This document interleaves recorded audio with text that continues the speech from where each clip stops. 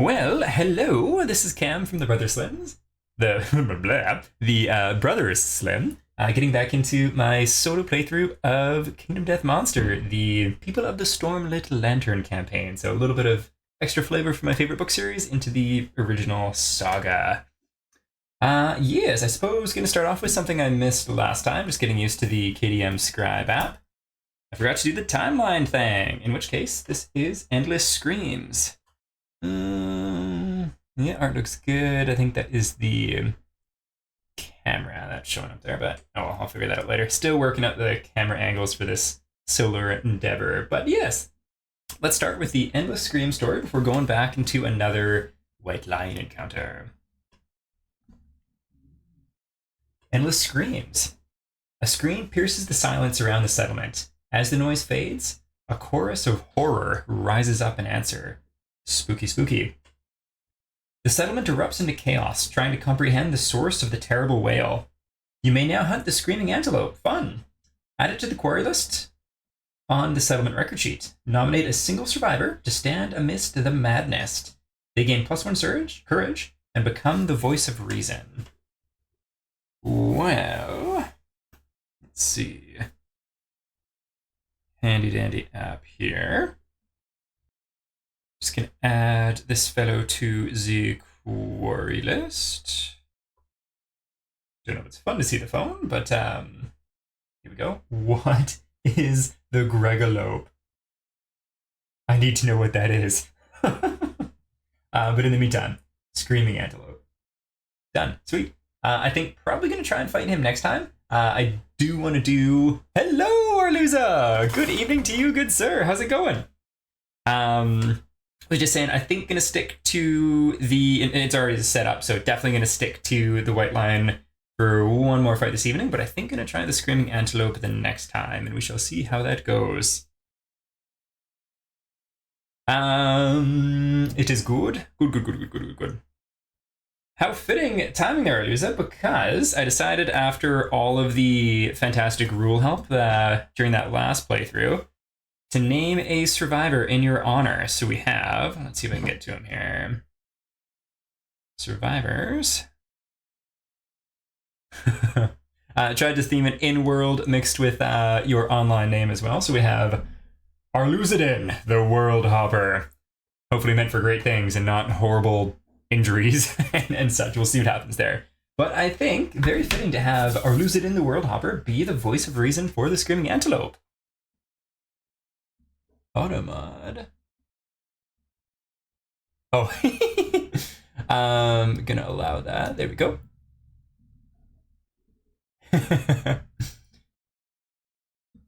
Glorious fashion indeed.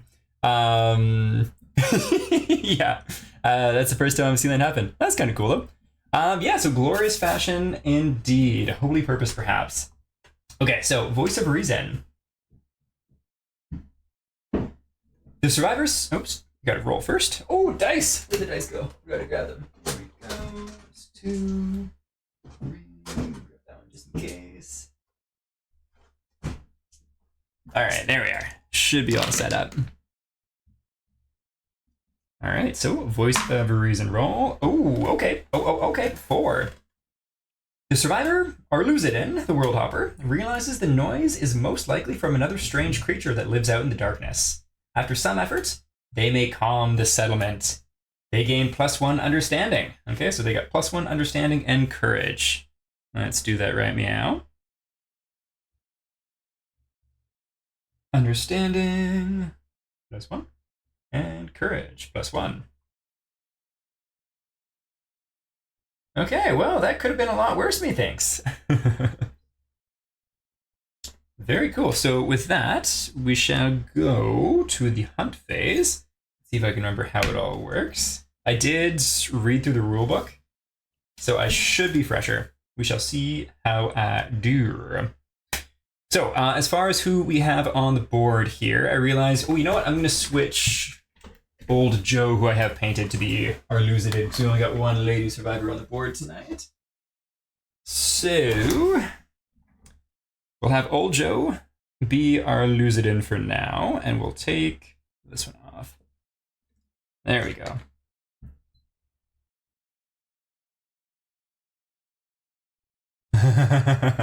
Heck yeah, man. I certainly will. And we'll see how well he gets kitted out. Out of curiosity, too, if you have any favorite weapon specialty, let me know, and we'll kit him out like that as well.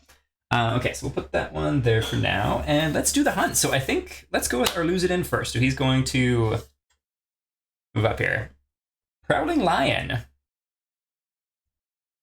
While the survivors stalk the white lion, the monster hunts something else. Move the white lion one space away from the survivors on the hunt board in pursuit of its prey. The white lion starts the showdown with ground fighting in play. Build its AI deck normally. That's fun.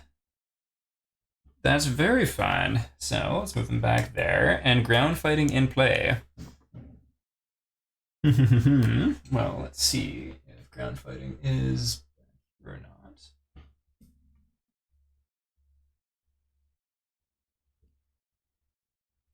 Enraged.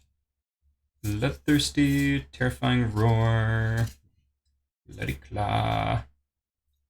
Ground fighting.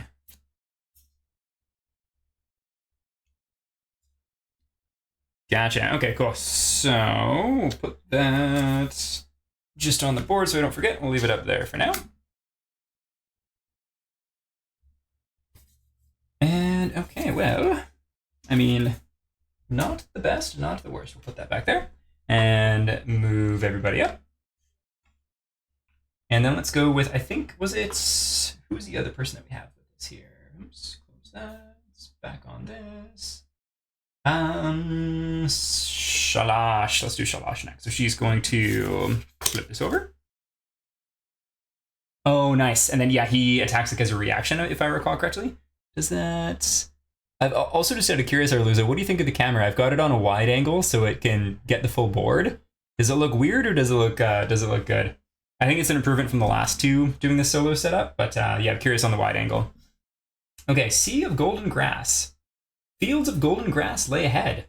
The event revealer may choose to avoid the plains and roll twice on the hunt table before moving on the hunt board.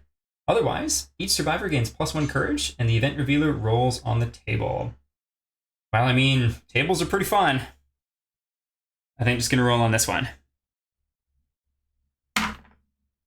Ooh, a lantern. Show me your critical. You pick up the trail. Choose to move the white lion one space forward or backwards on the hunt event board. Very sweet. Well, let's move him forward one, getting him back to his original placement. Fun, fun, fun, fun, fun. Go. And we'll move everybody up. And then let's do Saphandrius for this one.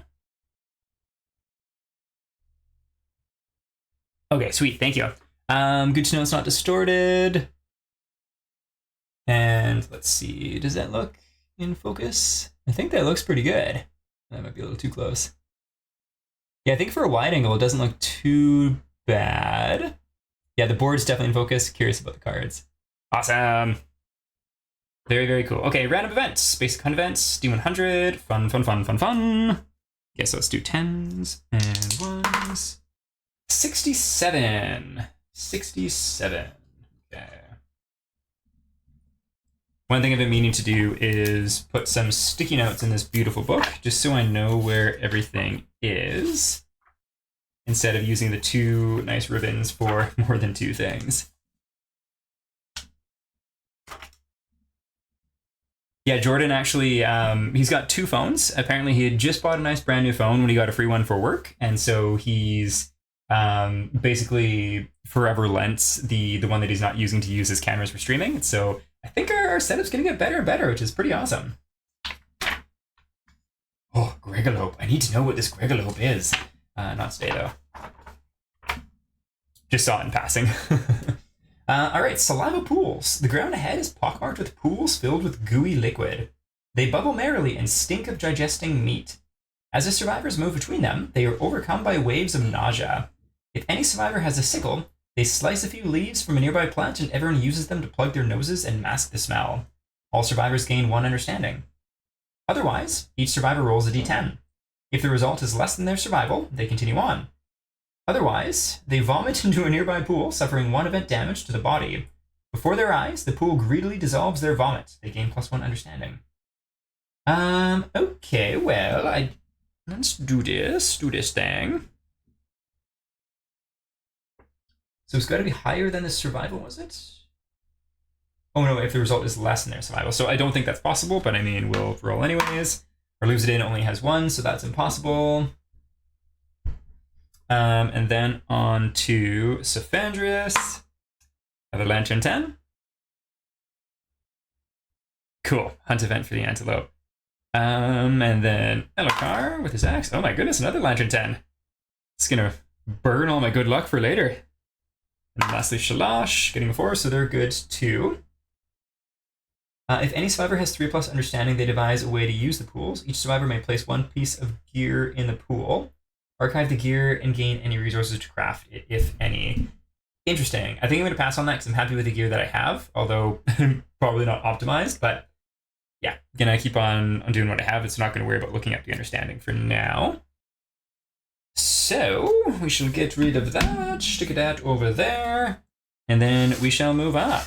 In which case, we dominate the next person, and then we go. So it is fight time. With those. Get these guys out of the way.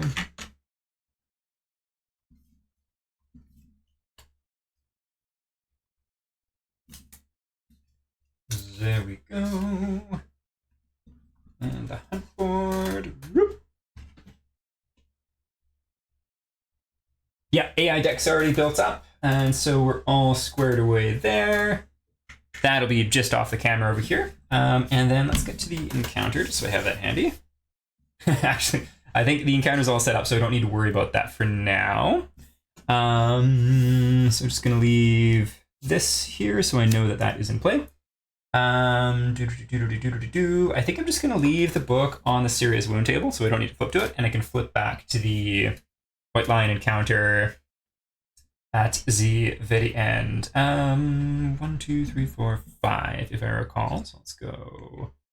Lose it in there. Shalash there. I should actually be looking at their kit, so I'm actually trying to do this a little bit more technically. Shalash is actually going to go down here. 1, 2, 3. 1, 2, 3, 4, 5. That'll do. I didn't take it from the AI deck. I just grabbed it from the other one, bringing it up to a total of 11 cards. I don't know if there's multiple ground fightings as well. So I'll let you... Okay, good. Good. And then for these two... That is correctamundo. Very good to hear. Okay, for Cephandrius, let's see. I don't know how far apart I want everybody to be. I do think I want one person here.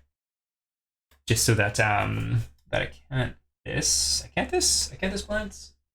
I can't this. I can't this. Can be gotten. And then 1, 2. Oh, you know what? Oh, that would be pretty cool to get. Let's see. I'm gonna put Tim down here in this corner as well. It's only one ground fighting. Okay, sweet.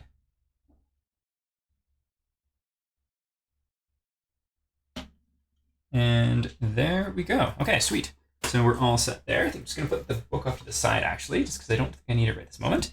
Well. I'm just going to read the rules on ground fighting, just so I'm clear on it.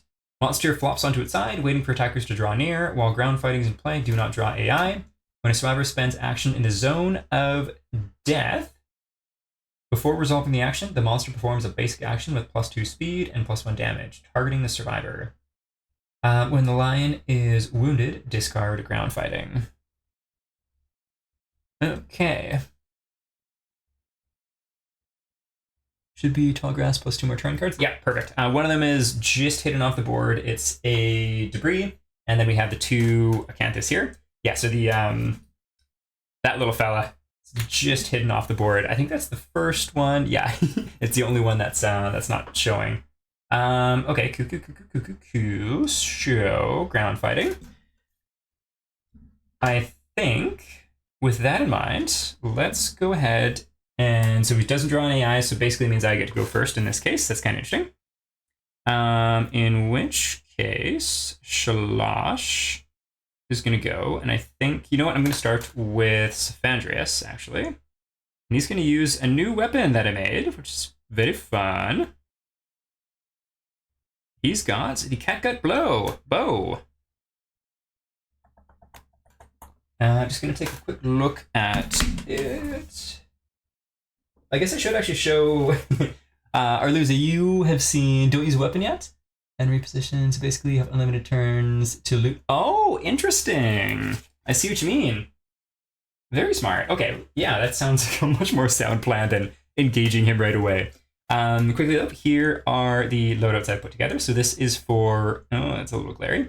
Avakar, the current tanky fellow. So some rawhide, much as I have, bone axe, and lucky charm, which I can't use yet, but he's the most armored fellow we have.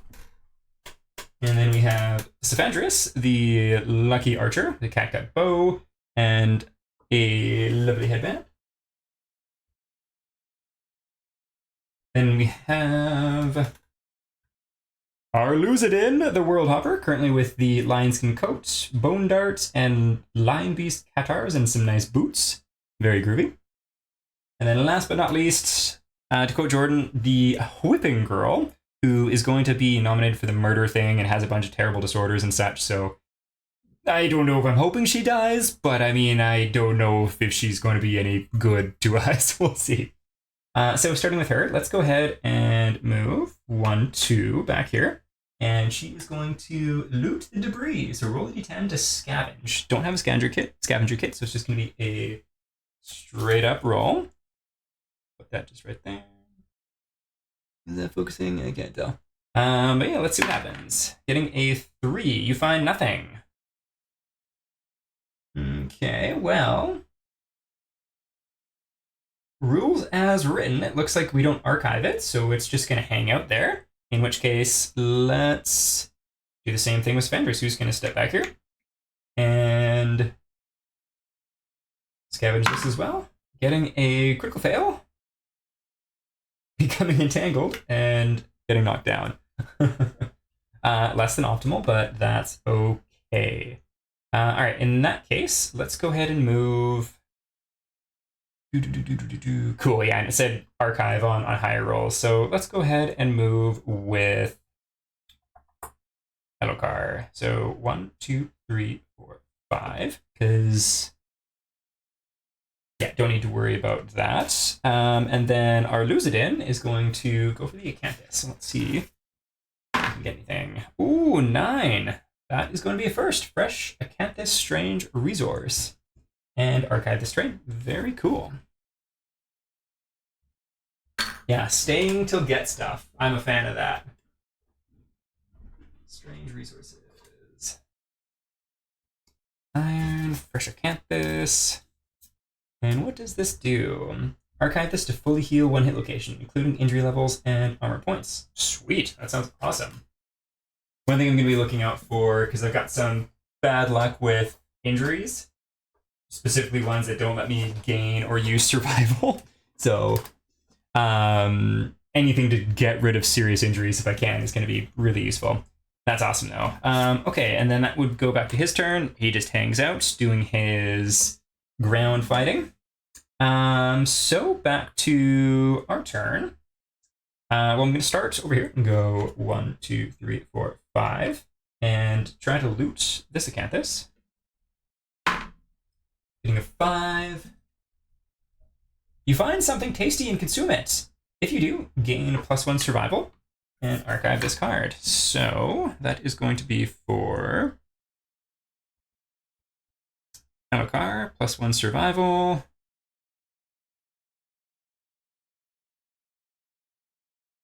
Nice. That's cool.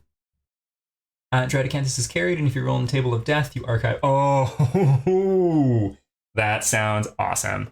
Cool. One rule I can't remember is when a survivor is knocked down, they stand up at the end of the round or the beginning of the monster's turn. I can't quite remember. Where is that at?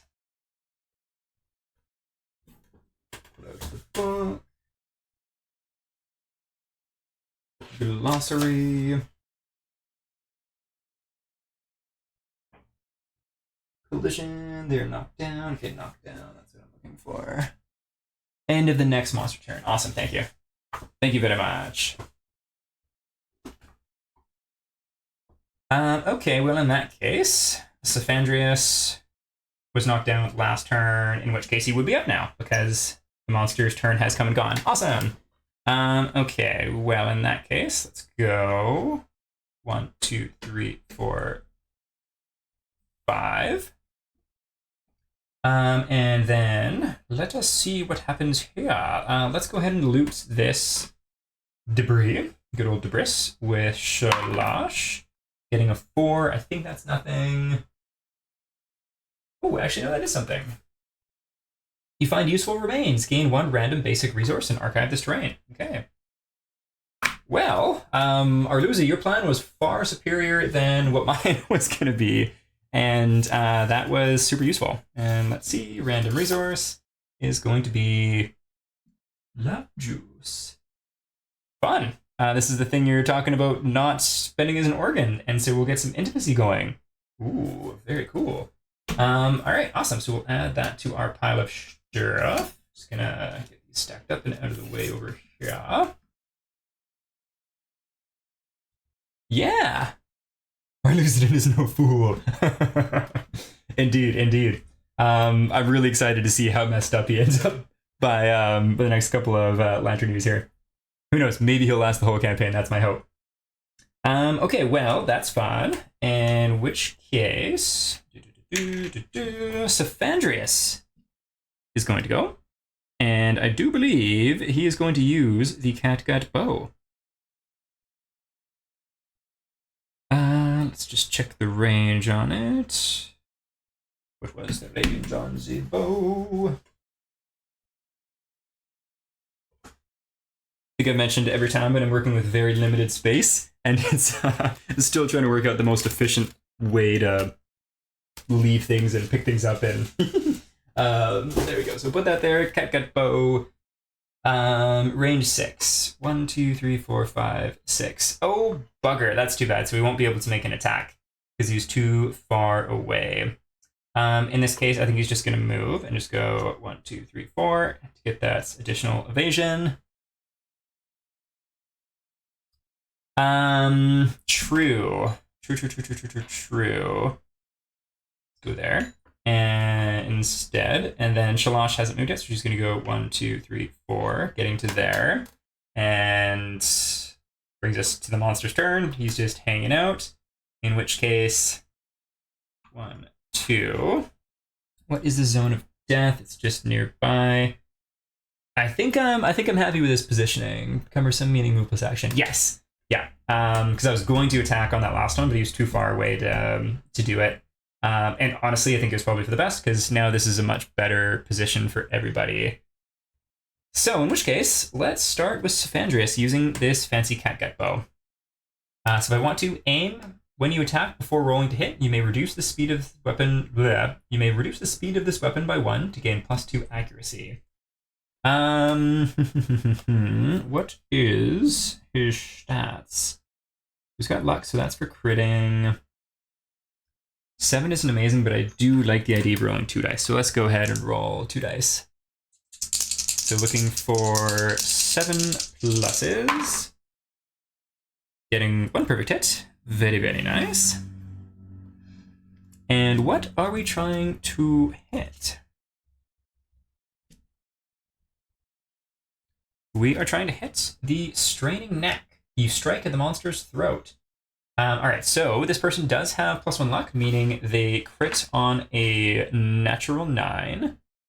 Getting used to the wide angle as far as how close the card should be to the camera here. Let us see what we get. And to wound normally, needing a 8, toughness of 8, and adding 3 to this roll because there's 3 strength on the catgut. Brr. Alas! That is a bummer. So we don't wound the straining neck. However, we do have one more ranged person, which is going to be Shalash. Bow darts. So similar go here. 1 dice, 7+. Oh my goodness, getting another perfect hit. Never tell me the odds. And then looking for a say 5, 6, 7, 8. That's mathematics. Looking for 5 or more to hit, or to wound, I should say, on the beast's heel. That's exactly what we needed to meet it and beat it. So we wound the beast's heel. You clip the tense muscles of the heel. Fun times. So we shall discard an AI card without looking at it. Cool. In which case, ground fighting. The white line is wounded. Discard ground fighting. So we shall discard that into the AI discard pile, meaning it's going to come back again later, but that's the way she goes. Cool. And with that out of the way, we can have our fellas jump in here. Let's go ahead with, let's see, 1, 2, 3, 4, 5. That's fantastic. Let's go ahead with our lose it in here, going 1, 2, 3, 4. Oh, did I do that math wrong? 1, 2, 3, 4, 5. I did do that math wrong. Let's go with, gotta remember all of their names. Elokar first. And he is armed with the bone axe. So 2 dice, looking for 6s or more. This does have savage, so if a critical wound will be an additional wound, which would be pretty awesome. Alas, that is 2 misses. Oh, one moment. What does being in the blind spot do again? Is blind spots plus to hit or plus to wound? Yeah, it's plus 2 if I recall correctly. Oh, awesome, plus 1 to hit. But yeah, alas, no diggity. Thank you. I was just gonna say, I think I've got a much firmer grasp on the rules, but there's definitely gonna be a bunch of little pieces that that I can't remember. Okay, sweet. Well, in that case, let's go ahead and get our lose it in coming in. 1, 2, 3. And he is going to come in with the sweet new weapon, the Lion Beast Qatar. Not paired, just the one. So 2 dice, 7 plus. That is going to be 1 hit. And we have connected with the Beast's Maw. So there is a failure one, which isn't fantastic, but we shall see how we do. So what we're losing in is just bare bones as far as attributes go. So let us see what happens. Looking for, what's the strength here? 5 plus. Oh, bugger. Okay, failure. The monster roars triumphantly. Roll 1d10. On a 4 plus, the attacker suffers 1 brain damage per monster level and is knocked down. Okay. On a 4 plus, indeed, that is the case. Our Lucidin doesn't have any insanity, so that is just an immediate heavy wound and is knocked down. Okay, and that's going to bring us to the White Lion's first actual active turn. Let us see what he do. Revenge. Pick target, last survivor to wound in range. Okay, that is going to be Cephandrius. Move and attack target, speeds 2, accuracy 2 plus, damage 2, and grab. All right, so he's going to turn. And he is going to... Oh, was it Cephandrius or was it Shalash? I think it was Shalash.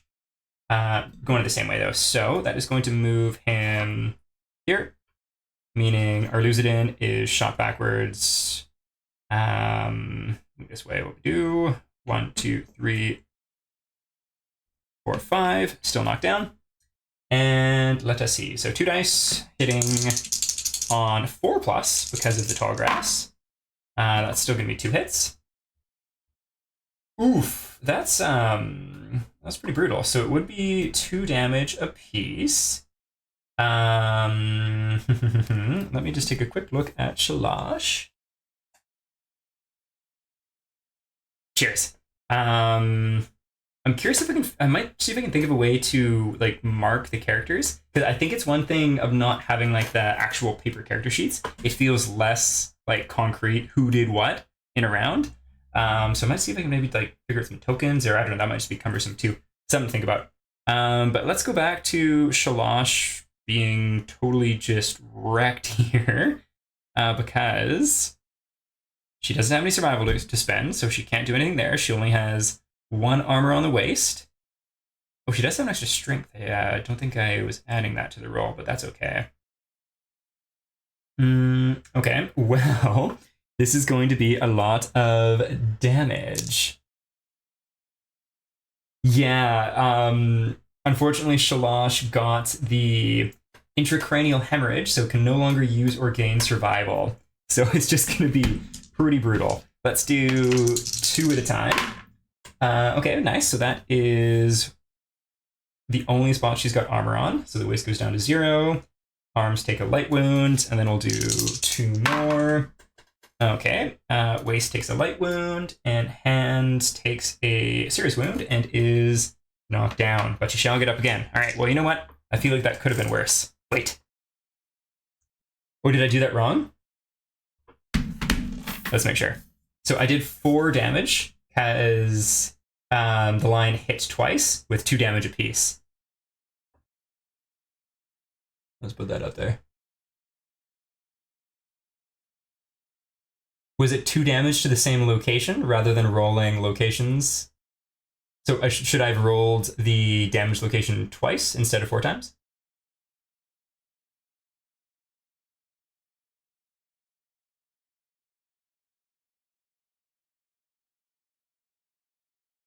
Okay, gotcha. Okay, sweet. That makes sense. Well, I'll do that. I'll keep that one as is for now, and then we'll do it properly going forward.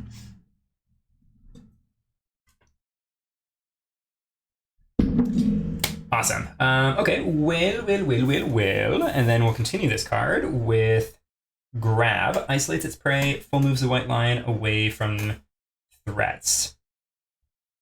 Alrighty. Well, Mr. Lion, do you move 5 or 6? You do move 6.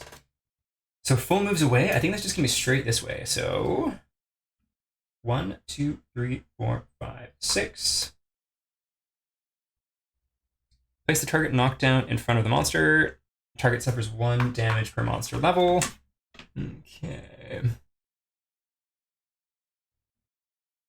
Oh, true. You know what? That sounds like a much better call because he's knocked down. 1, 2, 3, 4, 5. And then we'll put her there. Tactics! I like it. All right, and then 1 damage. A valid choice, but a worse choice for our Lucidin, and we want him in the game. All right, so Shalosh takes a leg damage, just a light wound. And then, yeah, we're back to our turn. Okay, so I'm just going to scroll up and see what you said for knockdown, because I've forgotten already. Blind spot, cumbersome. End of the next monster's turn. Does this count as the next monster's turn, as the monster's turn has finished, or is it the next one? Okay, sweet. So we'll get our Lucidin up. Perfect. That is awesome, and we love to see it. And okay, we'll put that in the discard. And let's see, who shall we go with first? Our Lucidin can get into the blind spot, which is awesome. 1, 2, 3, 4, 5. Just gonna take a look and see what Alucard can do. Do you have? No, you don't have a bone dart. So let's just see. 1, 2, 3, 4, 5. Let's just get you in the tall grass. That's something. Our Lucidin is going to come 1, 2, 3, 4. And he is going to attack with his Lion Beast Katar, singular, I should say. Deadly, +1 luck to this weapon. Sweet. I don't think I was accounting for that.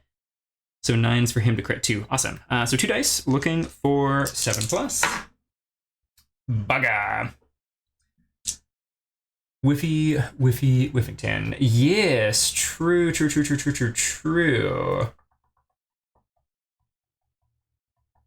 Let's see. Do I want to stand her up? You know what? Yeah. Let's have Alucard do that because he's got 2 survival. So that'll go down to 1.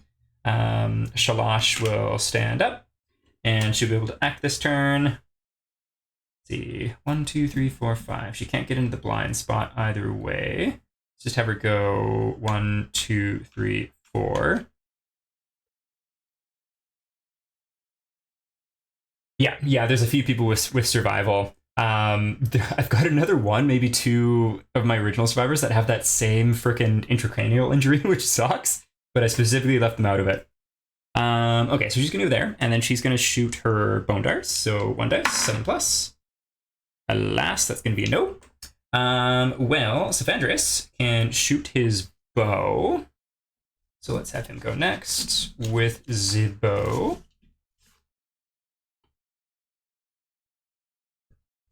Yeah, that's my thought. Shalash I brought just to try and treat as like the whipping girl. You know what? I'm just gonna have her. She's gonna be right there. She doesn't need to be further away. To hopefully take some hits and take some bad stuff and maybe die. I feel awful saying that, but maybe. Okay, Safandris, 2 dice, 7+. Oh, alas, that shall be a no.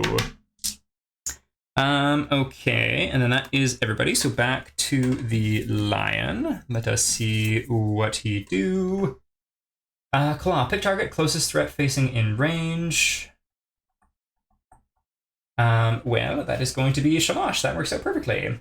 So 2 dice, 2+, 1 damage. All right, so that's going to be 1 damage piece. Yeah, good point, hey? Risking like a fail to wound or failure responses and such.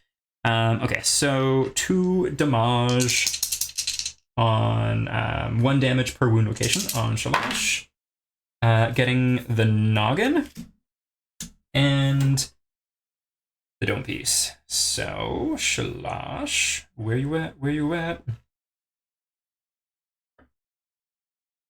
All right, so head.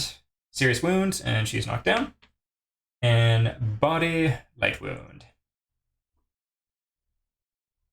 All right, and that is the end of Claw. That's a pretty straightforward one, which is nice. 1, 2, 3, 4. Let's do it. Getting into this position, and same idea with the Beast Catars. With our Lucidins. So that is 2 dice, 7+. Critting on. Okay, nice. So there's 1 hit. First hit in a while. Ooh, what's that? Is that just a spammy thing? Ah, yes, spammy thing. But thank you for your offer. Okay, Beast's Paw. We do have a failure here, which would be less than optimal, but we'll see. So we do crit on a Lantern 9 because of the Deadly Catar. Oh, how lovely. We get a critical wound. Huzzah. Cancel the response. That's nice. We destroy the White Lion's foot. It loses leverage. Gains a -1 movement token. Sweet. -1 movement. So we'll put that there. And gain a Lion Claw White Lion resource. Very cool. Woohoo! Curious Hand. Bones. Eye of Cat. Ooh, testes. What the heck, Brown? Okay, Lion Claw. We'll add this to our pile of... Oh, nice. Yeah, that grab is something that he definitely really likes to do, hey? Okay, there we go. Put that back over that way. How fun is that? So persistent injury, broken foot, ignore, grab. That is awesome. So we'll leave that there. Keeping it in play. Fantastico. And then we shall discard another AI card. Don't want to forget that. Well, that is perfecto. And then let's go with Alucard going 1, 2, 3, 4, 5. Getting right in the blind spot as well, which is nice. So +1 to hit. I also forgot about that. Let's see if I can remember it this time. Alucard's Bone Axe. Let's see. What do the Bone Axe do? There we go. 2 dice, 6+. That is nice. Just want to check and see. Some folks had some strength. Was it Alucard? Yeah, he does have 1 strength, so I've been forgetting to add that. Cool. So 2 dice, looking for 6s. Becoming 2 and 3 because of being in the blind spot, but no diggity, as they say. Bringing us back to Safandris, who 2 dice, 7+. He's just going to stay where he is too. Alas, missing again. Whiffy, whiffing, whiffington, but that's okay. Onwards we go. And we get the power SWAT. Pick target, closest threat, facing in range. So she is not a threat, so that's not going to be the case. Closest threat in field of view. They are not in field of view because they're in blind spot, if I recall correctly. So that is going to be Cephandrius over here. Speed 1. Okay, so 1 dice, hitting on a 3+ because of the tall grass. 7 will definitely be hit. So 2 damage. Let's see where Cephandrius takes it. He's got a fighting art, if I recall. That might come into play here if I wanted to. So let's see.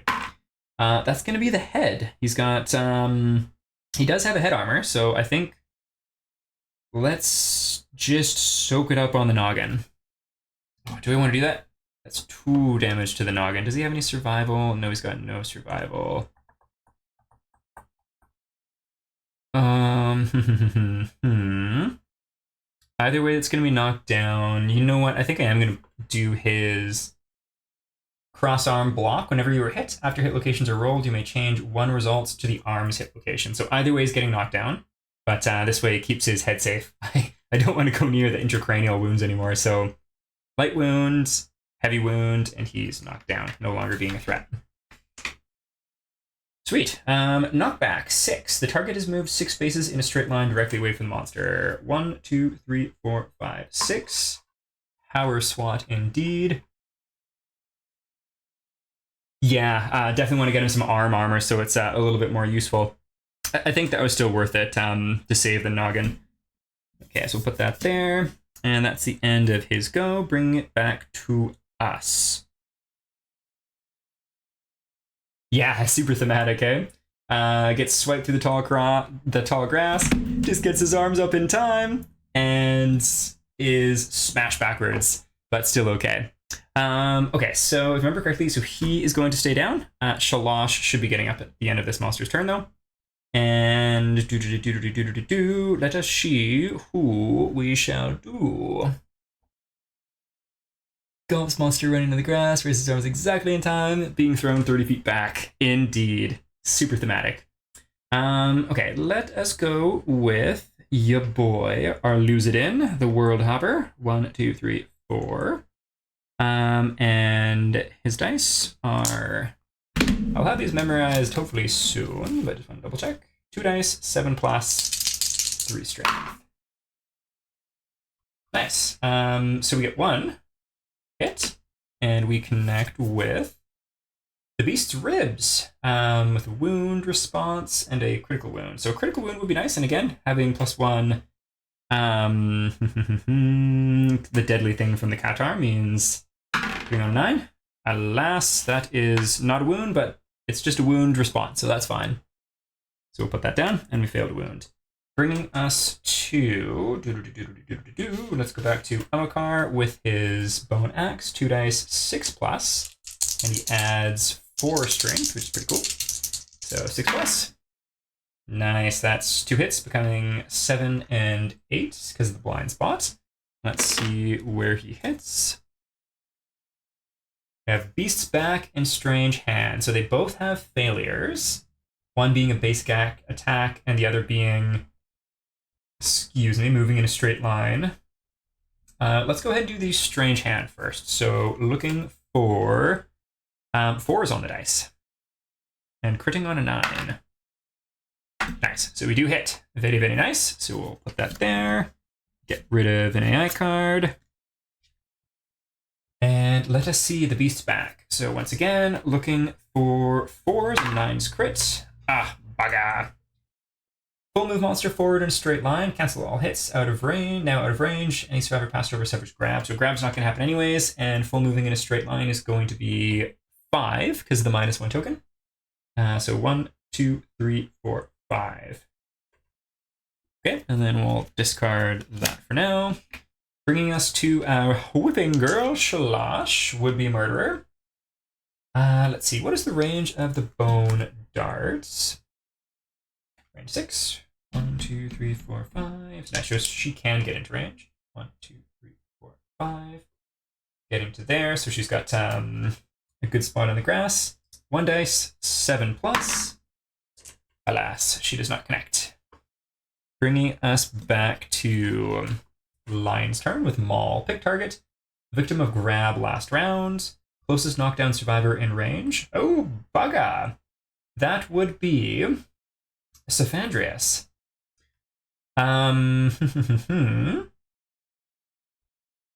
Would I be able to encourage him to stand up now? Or can I only do it between the flow, which would technically be now? So he would... Yeah, would that be now? Because he's got... The target would be him. And then it would be the flow, in which case I can do a survival action. I think that's the case. Correct me if I'm wrong.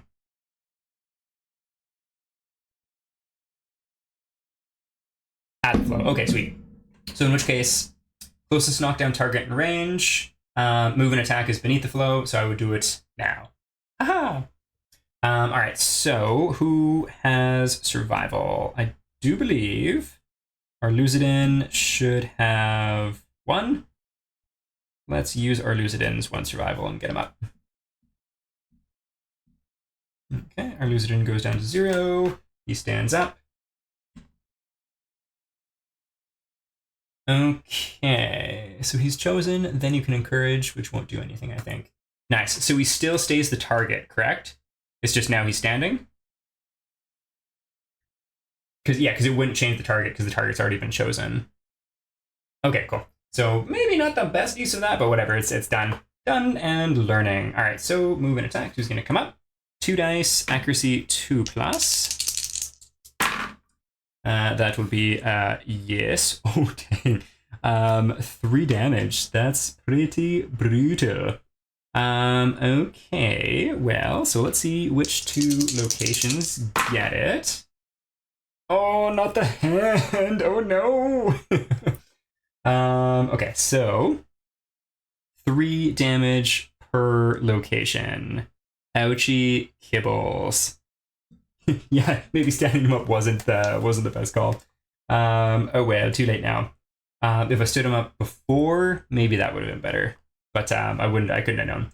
All right, so let's do the waist first. So waist has 1 armor, so that's 1, 2, and 3. So he's now knocked down with a serious wound to the waist, and then the arms take. Oh, yeah, that's just going to be a roll on the happy table of fun. We got it out right here. And let's see what happens to our boy Saphandrius. Yeah, a bit of a misplay, but that's what learning's for. Okay, let's see what happens. 5. Ruptured muscle, a painful rip. The arm hangs limp. You can no longer activate fighting arts. This injury is permanent and can be recorded once. Gain 1 bleeding token. Okay, well, I feel like that could have been worse, but also definitely could have been better too. Okay, so Saphandrius gains a bleeding token. And let's get serious injuries. What was it again? Ruptured muscle.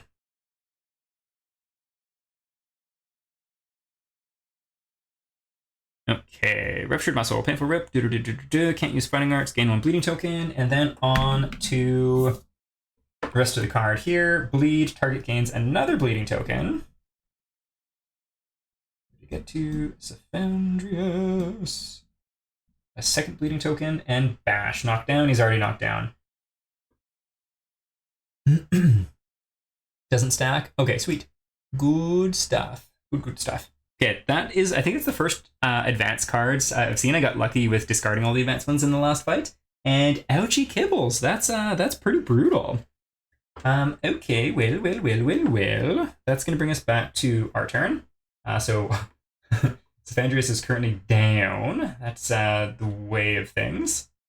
Let's see. I'm kind of tempted to start with her, because if she can wound and get him to move, that would be pretty sweet. So 7 plus. We hit. That's nice. Beast elbow. Okay, not gonna lie. Oh no, he's facing the wrong way. So yeah, so I don't want him to move that way. Well, here's hoping we wound.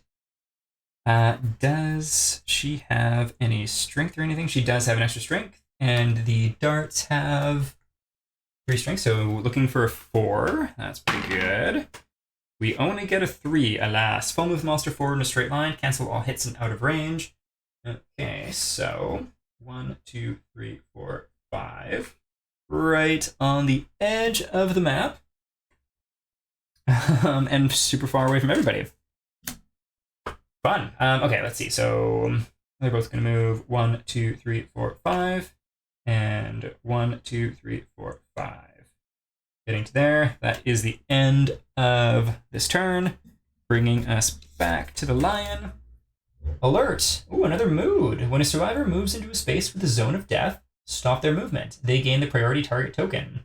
Discard alert and perform basic action. Okay, sweet. So, okay, that makes sense. By my reading, once someone gets the priority targets, then discard this and it performs the basic action. Interesting. Very, very interesting. So we'll put that there. And back to us. Well, I think just going to go ahead with Shalosh here. Enters the zone of death, and that is 1, 2, 3, 4. 1, 2, 3, 4.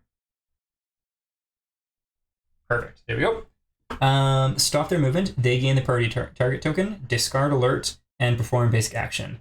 So by my reading of this, I now perform the basic action, and then I can finish her turn with her other action. Stand up the knockdown guy now. So he would stand up? Sweet. That's a rule I'm going to have to reread to make sure I'm 100% on before the next one. Okay, so basic action on Shalosh, because she's got the priority token. So 1, 2, 3, 4. 2 dice, 2 plus, 1 damage. Okay, so those are both going to be hits. And 1 damage apiece. Hand and bounce. That we can do. So we have a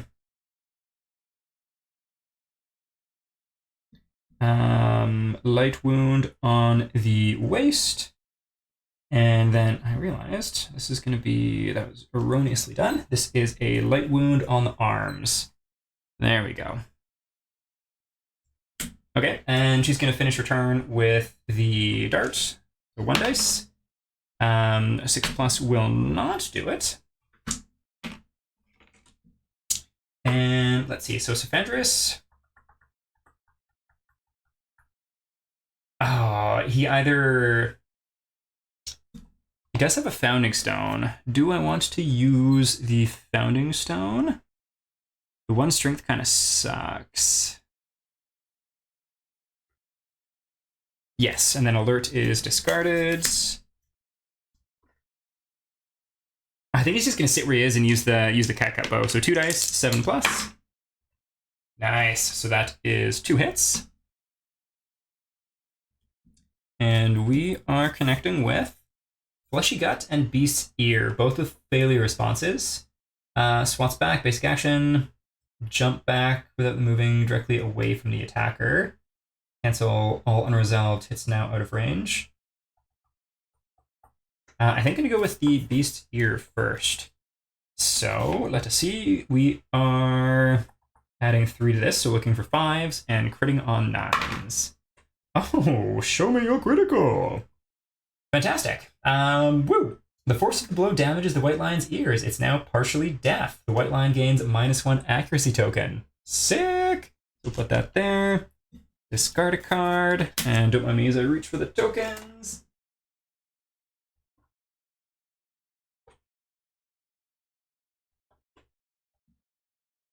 -1 accuracy. We'll put that there. Well, that is fantastico. And then Fleshy Guts, same thing, adding 3. Alas, that is going to be a fail. The white lion swats back, perform basic action, targeting the attacker. Basic action being 2 dice, 2 plus, 1 damage. Oh, wow. With the -1 accuracy, that is a full miss. How fun. Turning into a 0 and a 1. Woohoo! That's nice. And let us see. 1, 2, 3, 4, 5. Yeah. 2, 3, 4, 5. Nice. Let's. Oh, dang. I think one of these guys might have bone darts. Does one of them have bone darts? Yes. You do. So let's move you there. And I think gonna go with. You know what? I'm just gonna backtrack just a little bit and go with Elokar first. 1, 2, 3, 4, 5. Getting to here. You can keep through it, deafening the ear over and over and over again. Oh, gotcha. I see. And then that just goes back into the discard. Oh, yeah, that's not a persistent thing. Very cool. Thank you. Elokar and his axe. So hitting on 6s. 0 hits. That is too bad. And then we'll do the move over here. We're just going to move up to here. And that is going to be bone dart. So 1 dice, 7+. Nada. That's too bad. All right, that's okay though. Onwards to his next turn with Lick Wounds. If the monster has no wounds in the wound stack, discard Lick Wounds and draw an AI. So we got wounds. Full move the white line directly away from all survivors. Turn to face the closest survivor and heal 1. Okay, so 1, 2, 3, 4, 5. Turning to face the closest will be that direction. Heal 1. Move the top card from the wound stack to the bottom of the AI deck without looking at it. Lame. Okay, well, that is fun. Return Lick Wounds to the top of the monster's AI deck. Wait, what? Return Lick Wounds to the top of the monster's AI deck. Meaning this card just is on top and keeps coming up? Until I get rid of it. Diabolical. Okay.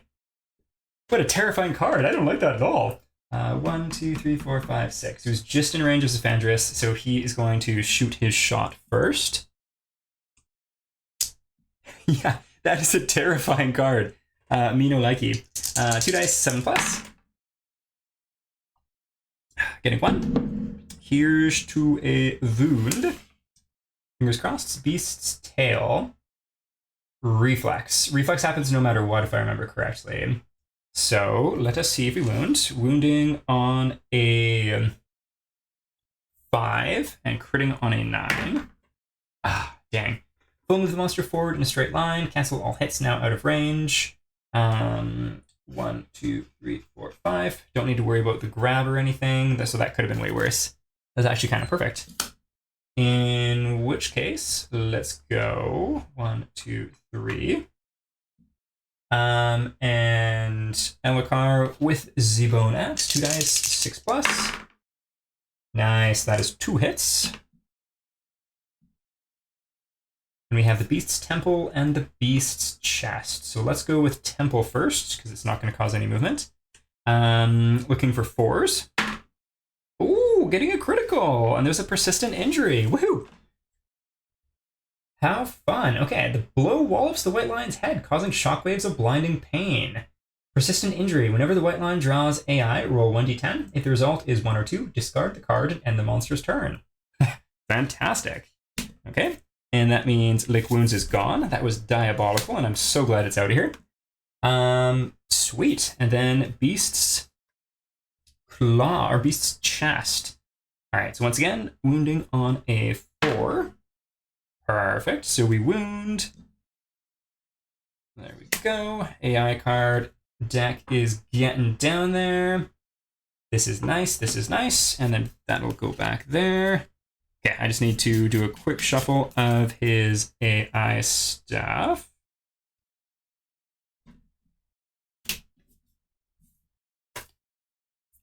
The cards are starting to get like a little bit more easy to shuffle with use, which I like. They're such a cool material, but I found them kind of hard to shuffle. Okay, let's see. Oh yeah, he's not actually going yet. It's still my turn. First things first. 1, 2, 3, 4. And we have our Lucidin coming in hot with a Qatar. So the +1 to hit because of being in the blind spot. Hitting on 6s, I do believe. Yep, 6s to hit. Gorgeous. That is 2 hits. I think there's 5 left. We'll see how many we have left after this. Ooh. Impervious. That's the first one I've seen. Fuzzy groin. You hit the monster in the ding dong. Well, let's go with that before the impervious one. Okay, let us see. So critting on a 9.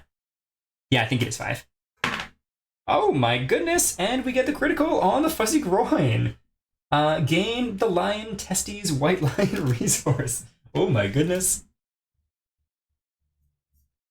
Lion tail, lion claw, cat bones, sinew. I saw one when I was shuffling through here. Lion tail, cat bones, mane, lion claw. Where art thou, fuzzy balls? Where art thou? Lion testes. Oh my goodness, there they are.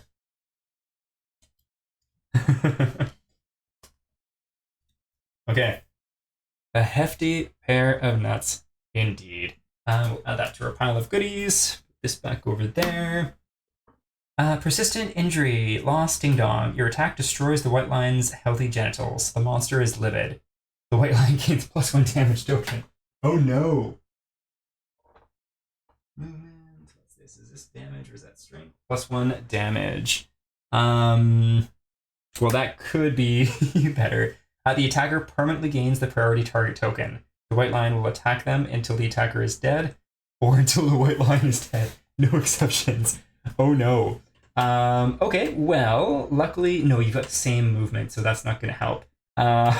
Well, we'll see how fast we can burn through these remaining cards. Get persistent injury. So we'll leave that there. Okay. Well, Glorious Mane. Let us see what happens. Impervious hit locations cannot be wounded. A wound or critical wound will not remove the AI or defeat the monster. But we can still critically wound it. We just can't get rid of an AI card. So let's see what happens. Critting on a 9. No. So nothing happens there. So we'll put that back there. And let's see.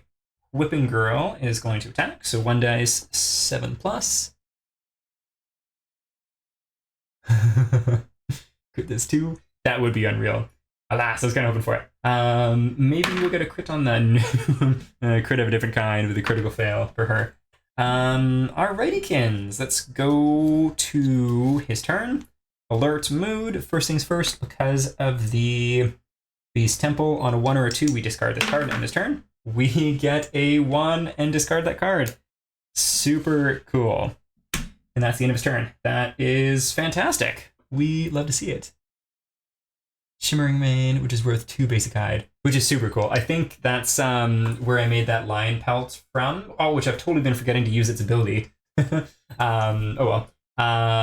Just because I thought it was cool, when I probably should have just done the smart thing and just make more cheaper armor. But whatever, we got a cool pelt. Okay, so what's doing? This brings us back to our turn. I think I'm just going to start with the heavy hitters in the blind spot. So let's go with the Beast Catars. 2 dice, hitting on 7s. Oh no, 6s because of the +1 precision. Okay, that is 1 hit. And we connect with the Beast's femur. You land a blow on the Beast's leg. All right, so critting on a 9. Hitting on a 5 at least. So we'll discard another AI card. We're getting down here. Hopefully Arluz is going to make it. Yes, Arluzadin does have the pelt cloak. Let me just double check. I'm pretty sure he does at least. Yes, he does.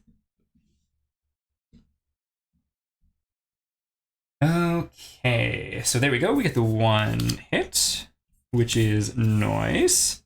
And then Elokar with the... Oh no, Elokar already went with the accent and didn't get anything, I think. No, I don't think I went with him. Yeah, I don't think he's actually taken any hits yet, which is kind of amazing. Good time for us to remember, because he's probably going to be taking hits from here on out. Okay, so yeah, I don't think I went with Elokar. So 2 dice, 6 pluses, becoming 5 pluses with the bone axe. Okay, sweet. So 1 hit once more. Beast's Brow, we do have a wound effect. So critting on a 9 also. Oh, I saw the 9. We don't wound, unfortunately. but no fail response, so that's something. Bringing us over to Whipping Girl with the, you know what, you're going to go with Savandrius first with the bow. So 2 dice, 7 plus. That is going to be the 1 hit. Beast's flank, so there is a wound effect. We shall see. Critting on a 9, wounding on a 5.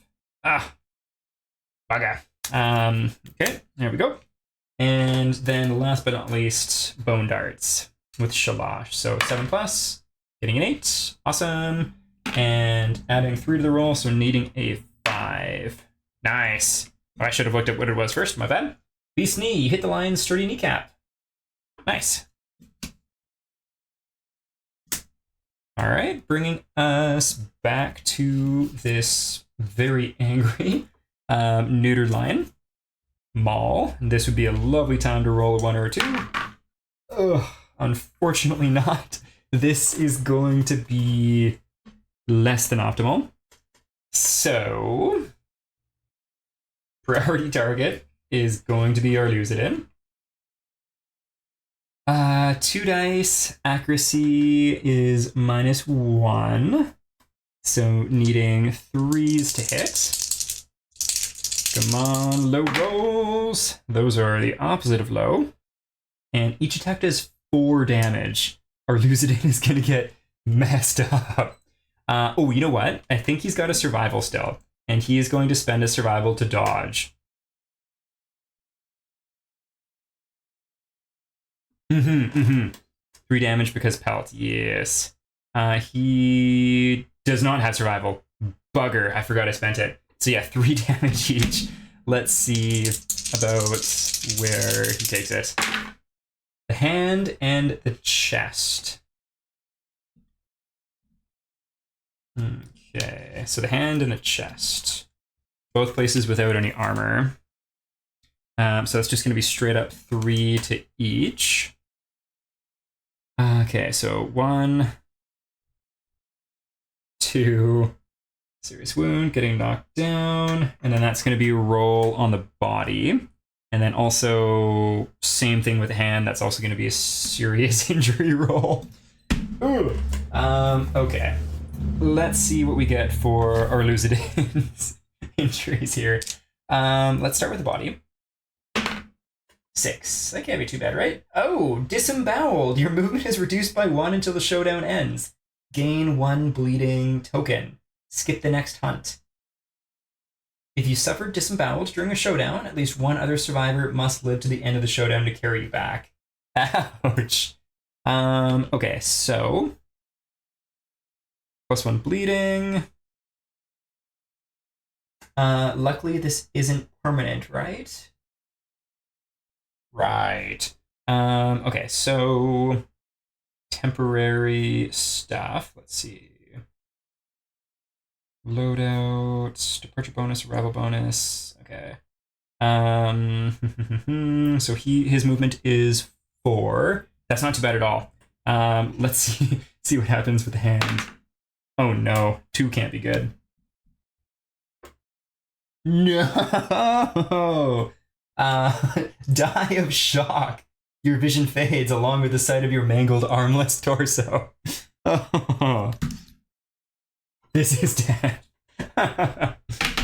Okay, well, we'll see what happens with our Lucidin going forward with or without death. Because I do like the idea of having some sort of bonus or something. So we'll see how our Lucidin can be carried forward in some way.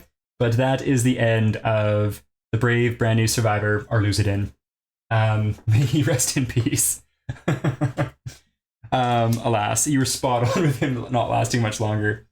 Big proponent of it being Maul. That was a pretty freaking brutal card.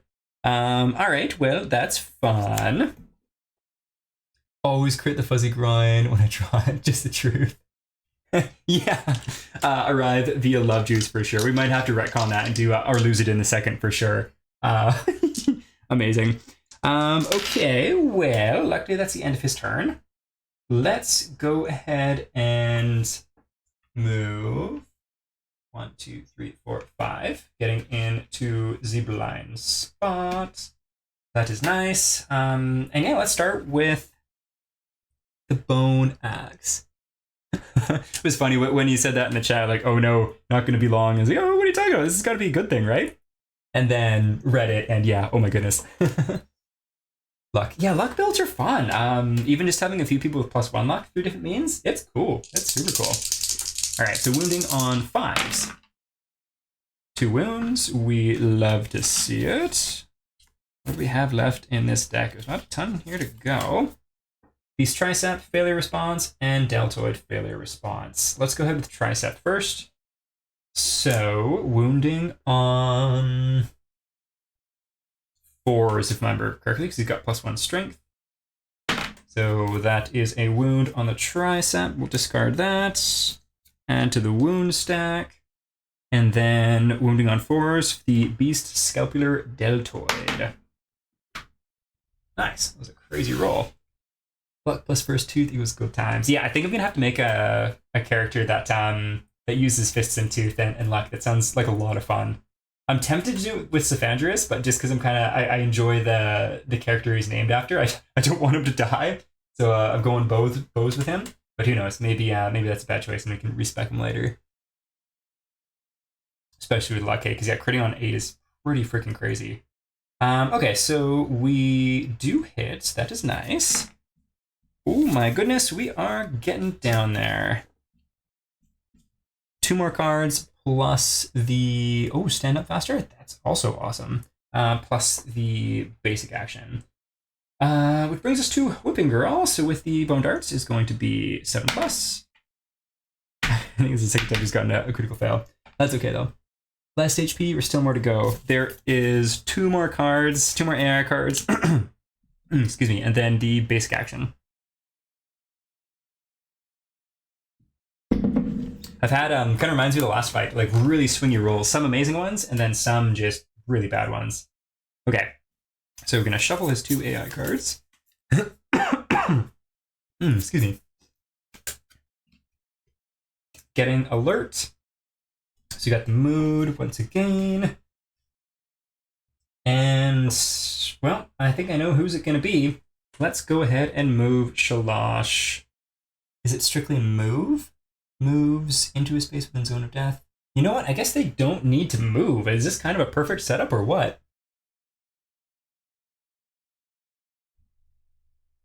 Oh, nothing wrong with that. I also could have miscounted earlier too with the stuff in the stack. Rules is written here.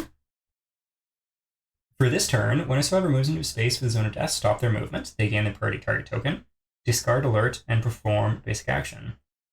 If I don't move, I don't think that triggers. Yeah, it is. So I'm just going to stay put. And obviously he can draw his next AI next time, and the mood's going to stay in place.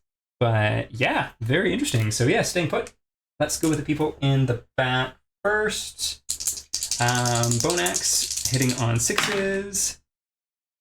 5s actually, that's perfect, because being in the blind spot. So that is 2 wounds. It's actually the last 2 cards. Oh, so of course the trap is there. Oh, bah humbug. Caught in the white lines, ruse and is savagely mauled. Dooms who can't spend any survival. Basic action against the target. I totally forgot about the trap cards. And of course, last 2 cards of the deck.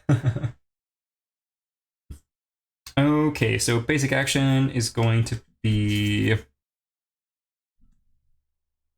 2 dice, 3+.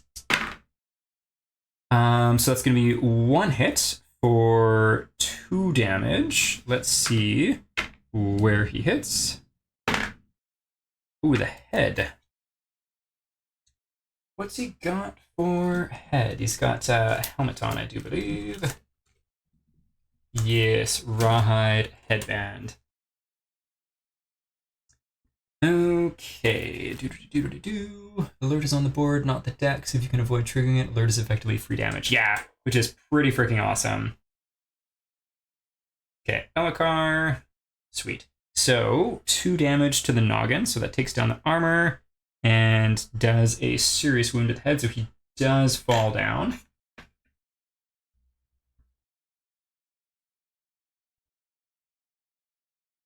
After the trap is... Okay. A trap cancels the attacker's hits and ends their attack. When a trap is drawn, a knockdown monster will stand. After a trap is performed, reshuffle all hit locations, including the trap card. So I'll do that. If I am looking at this correctly, though, my other two characters can still go. It's just the person that's knocked down who is a victim of the trap.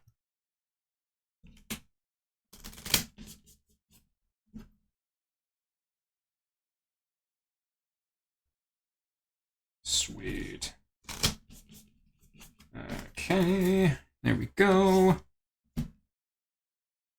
All right, well, in that case, it's a shame you turn around, but let's go ahead and move her back here. I'll do that after, actually, because we're going to attack with Savandrius first. So 2 dice, hitting on 7s. That's going to be 1. Let's see, what are we hitting? The beast's tail, there is a reflex, but let's see if we wound. So critting on a 9, wounding on a 5. Nice. Okay, so we get rid of the last AI card and just the basic action to go. We'll move the monster forward in a straight line. Cancel all hits out of range and grab. Okay, just gonna move some stuff here. Oh yeah, no, don't move indeed. Good call. 1, 2, 3, 4, 5. Oh, I forgot to do the D10 roll form last time for mood anyways, but that's fine. Okay. Does this character get knocked down from being moved through, if I recall correctly? I think that's the case.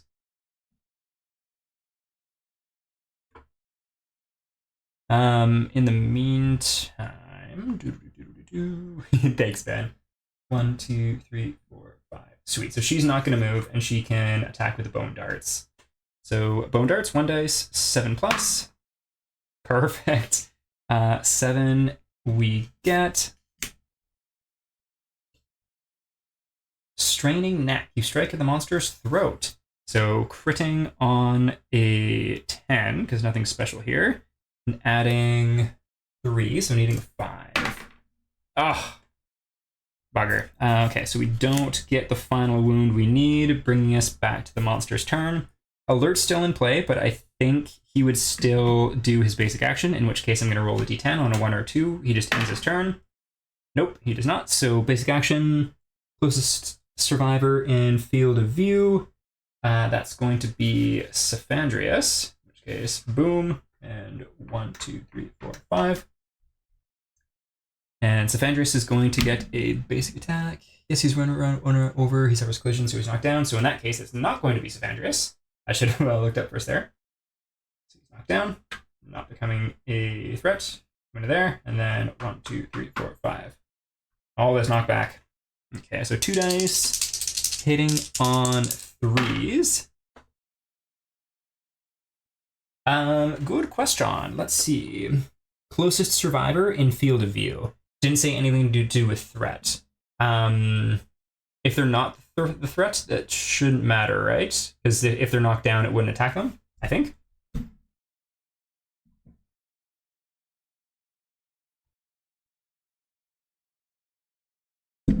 Gotcha. Okay. Well, in that case, it would have been him. I can't remember exactly where he was. I think it was about there. So let's put you there and do that in that case. Just a slight shuffle. So it's not targeting the standing lady. Knockdown survivor is still a survivor. Okay, cool. So if it said threat, then it would have gone for the lady. But because it just said the blanket survivor, anyone goes. Okay, cool. I can't remember. I think I already rolled those and it was 1 hit. So let's just go with that. In which case, 1 hit to the legs. And it's going to be 2 damage, which is a bummer. Yeah, critting the balls sucks. On Elokar. So 2 damage to the feet. Is a heavy wound. Already knocked down, though. So that ain't too bad. Bringing us to our turn. I don't think either of these people get to stand up. Am I right on that? Because they both got knocked down in the last turn. So they don't get to stand up this one, but next one, if I remember? Or do they stand up now?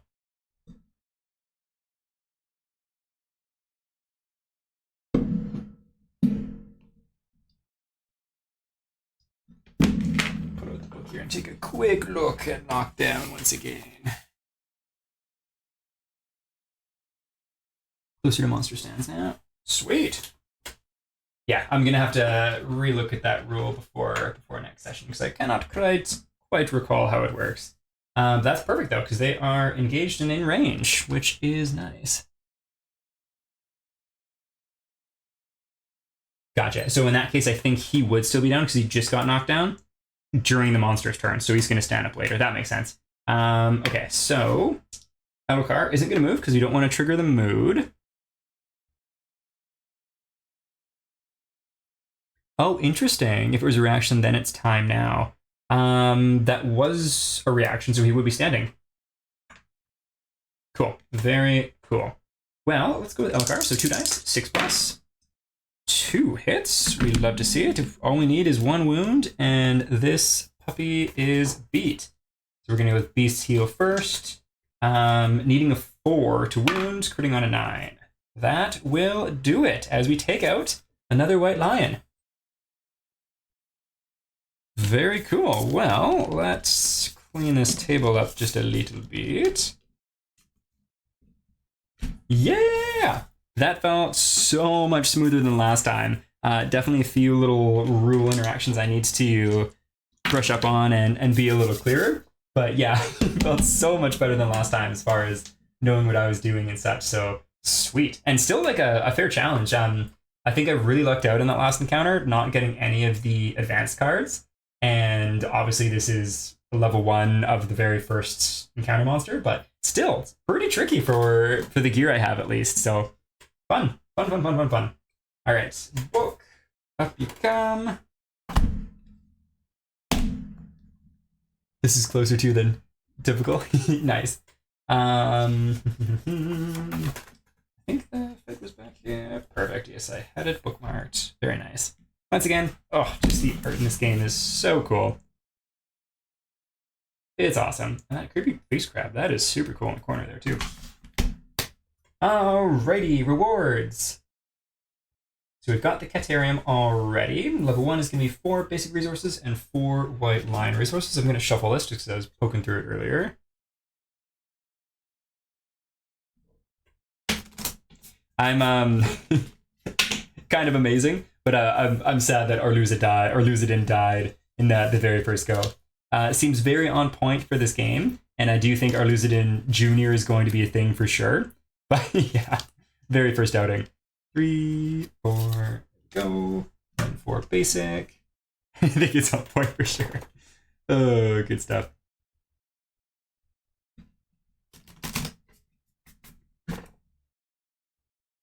One, 2, 3, and 4.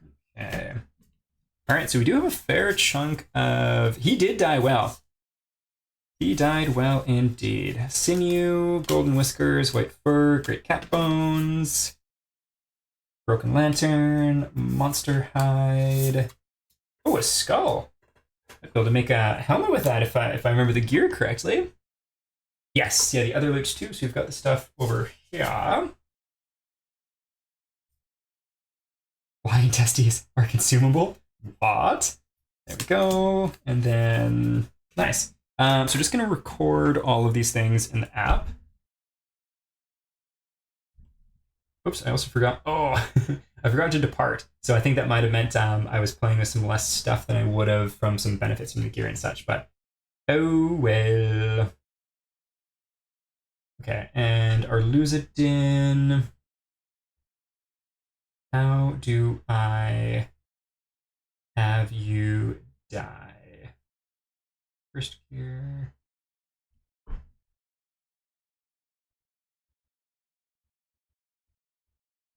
Departure bonus. Main.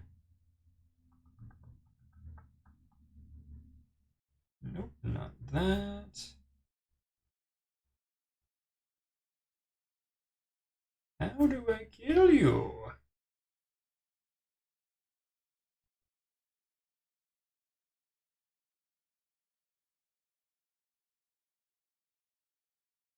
Maybe I'll figure that out in the settlement. I think that makes sense. Let's complete the showdown. I should be able to do it now, though, I think. Yeah, the skull helm, 2 hide, which means you can complete a rawhide set. Oh, that'll be awesome. Having a full set will be sweet.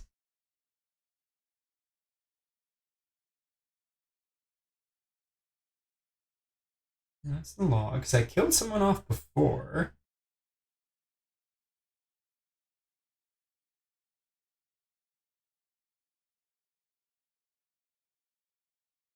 Those aren't doing it there. You did, son. How do I show that?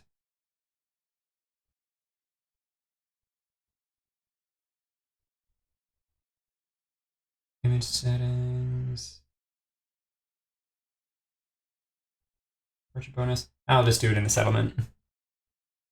No, there's a way to. Oh, here we go. This might be it.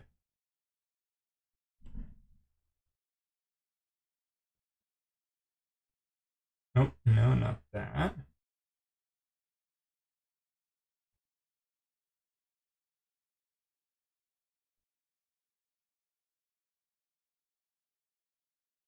Yeah, because I did it before and it was just super clear and easy.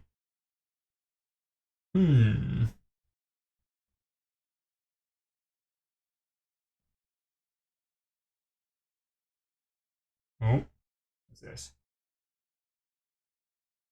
Okay, well, death count is at 2, but I don't know how to actually make them dead.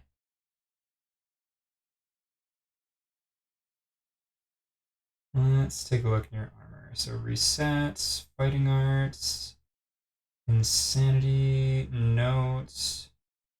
He did.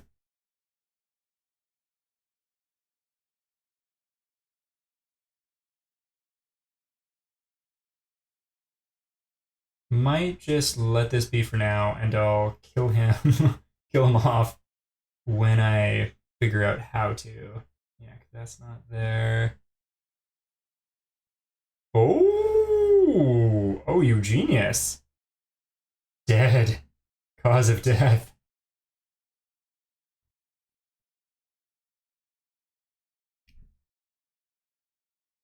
That was a perfect good turn. Enraged, neutered, lion.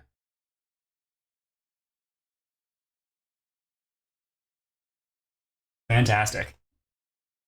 Thank you for the assist there. That was perfecto. Okay, well, let us bring these guys back in that case. Departing, complete showdown. Showdown is victorious. Advanced year when returning. Hunt assignment to group. 1 hunt XP. Sweet. 3 endeavors.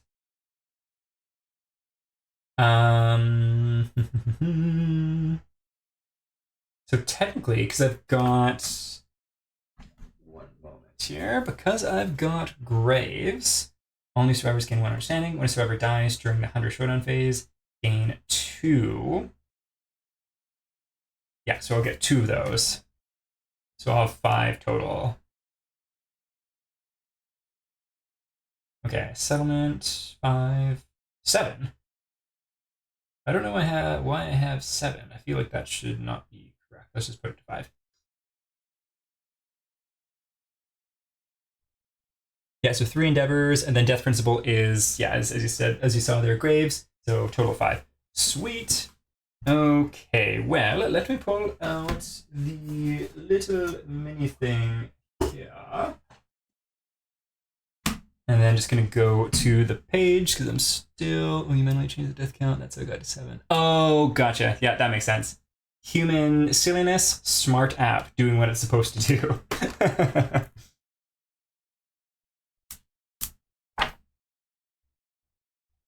Okay, what page is the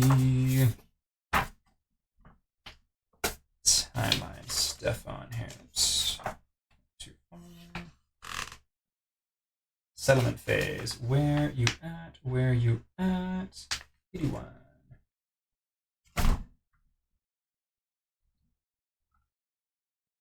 Hunt XP!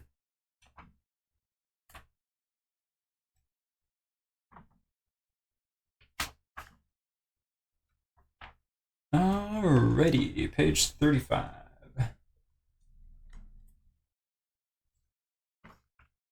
Here we go. Okay, so set up survivors return, heal returning survivors, remove tokens, do not remove gear.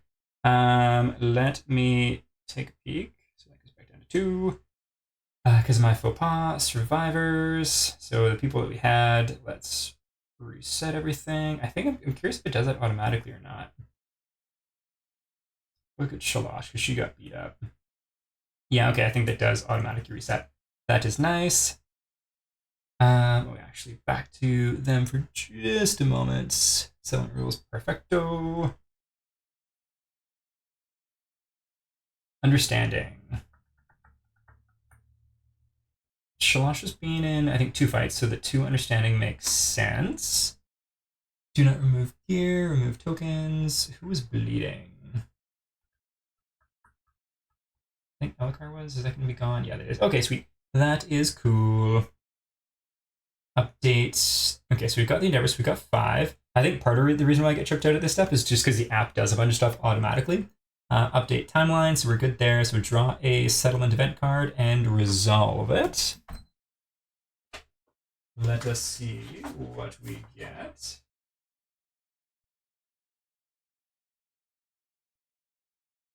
Interesting.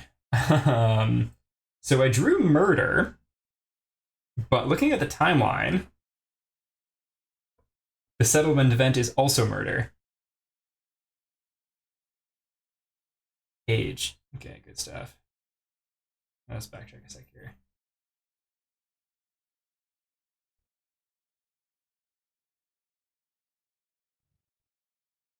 Age being the hunt XP thing, correct?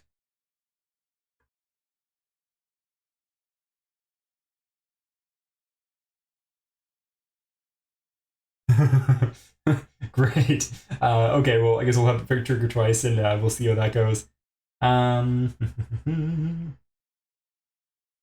so Elakar's got it already. So does Saphandrius. Shalosh. Let's take a peek. Yeah, so she's got age done already too. We're not at the further one yet. Isudan, I think I gave it to her as well from last time. Yes. Yeah, she's a bow person. Okay, so those should be good. Top 3 XP, 2 and 6 of the first 2. Yeah. Okay. Well, then, yeah, that's going to bring us directly to update timeline and draw. Oh, yeah, rules as written, draw a settlement card and resolve it, then trigger the story and settlement events on the timeline this year. So, murder. Someone in the settlement has been murdered. The survivor with the highest hunt XP is the victim. They are dead. Oh, no. I think this is so terrible and awful. I think I'm going to do a mulligan redraw because I really don't want to have it happen twice. Oh my goodness. Okay, so highest hunt XP. I think that's going to be Saphandrius, but let me see if there's anyone else that's up there. Hunt XP is 1, 2, 3, 4, 5, and Elakar. Oh, that's just going to be, I think, Saphandrius all the way here. Yep. Poor sweet lad that I was like, yep, I want to keep him alive. Our lucky guy, he's dead. Oh, bummer.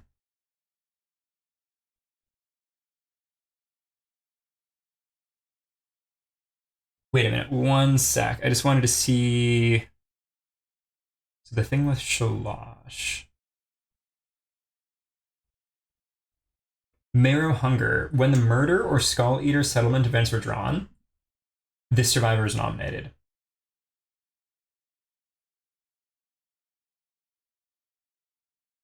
Does that mean that she is murdered? Or she is the murderer?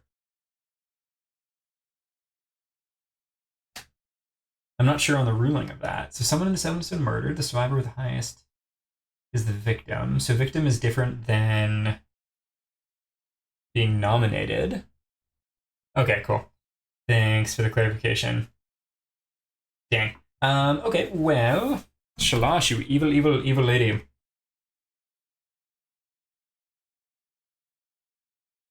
Oh yeah, gotcha. So it's just not totally clear. So if she is the murderer, that does make sense. The survivor with the highest insanity was caught in the act and is awaiting punishment. Select the table that corresponds with your settlement's society principle and roll 1d10. Society principle. Excusez-moi.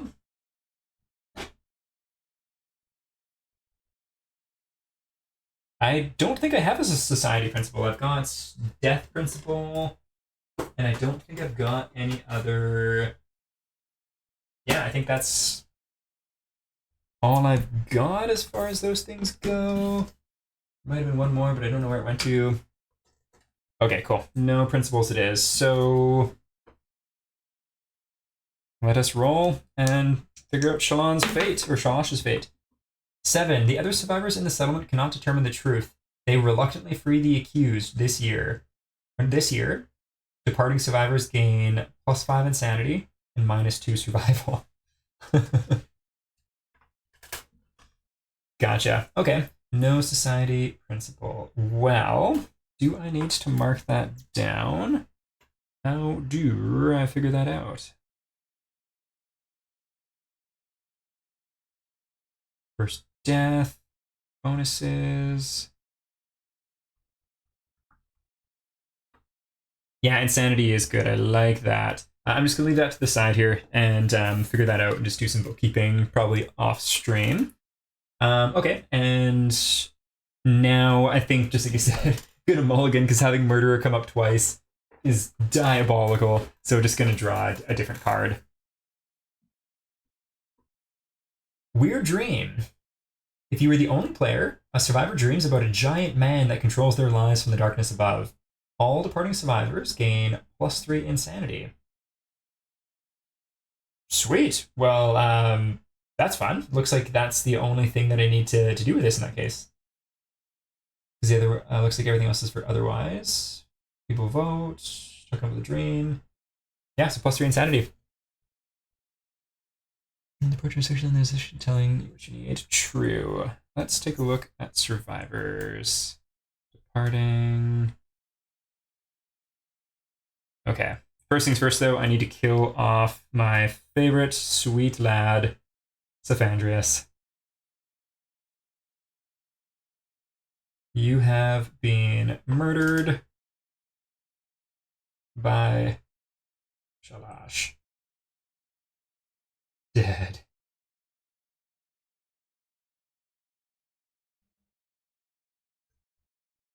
Oh, geez, indeed. Okay. So +8 insanity. That means everyone's going to be insane, correct? Which isn't necessarily a bad thing at low level, I don't think. So, yeah. Oh, yeah, you're correct. 6. I wonder if it did it automatically. Nope. We'll add 1. 3. 3 or higher. Okay, cool. And helps for the brain damage. All right, well, 6 endeavors. That is something. We like that. Update death count. Check milestones. Is there anything else here? Murder's been done. Well, let us, in that case, develop. I do believe we shall develop. Check milestones, conditional events appear below the timeline. Yep, so that's all good. In which case, develop. Decides as a group how to spend the resources.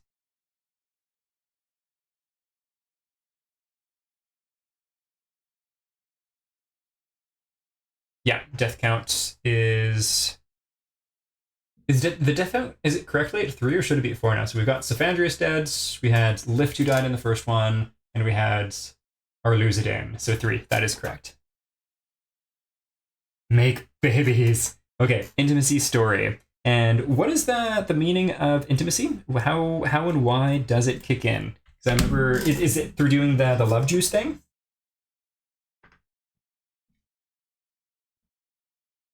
During settlement phase, you can archive this to intimacy. I assume that that's the one, because I think it can proc through other means too, but I cannot recall what.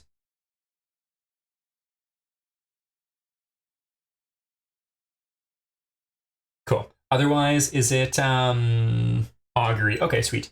Yeah, so let's do the love juice and read up on some intimacy. What page is intimacy on?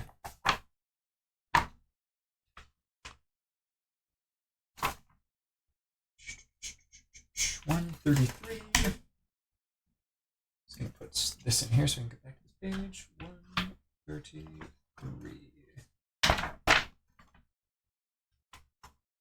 Cool. Augury. And you better believe you know what this child is going to be named. Nominate one consenting male and one consenting female survivor and roll on the table. Well, I don't think it's going to be Shalosh because she's a murderer. So let's go with Asudan and Elokar, because those are two characters that are actually husband and wife in the books too.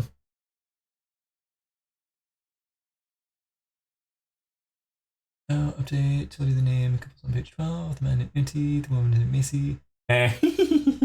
Very cool. Oh, that's fun. I love all the the little interconnective tissue in this game. Like it's so sweet, and it's all like not necessarily laid out for you. Super awesome. Okay, first time your settlement gives birth to a new survivor, gains +1 population from intimacy. Principal, new life. Okay, sweet. Principal, new life. The principles, if I recall correctly, they're in the innovation deck, correct?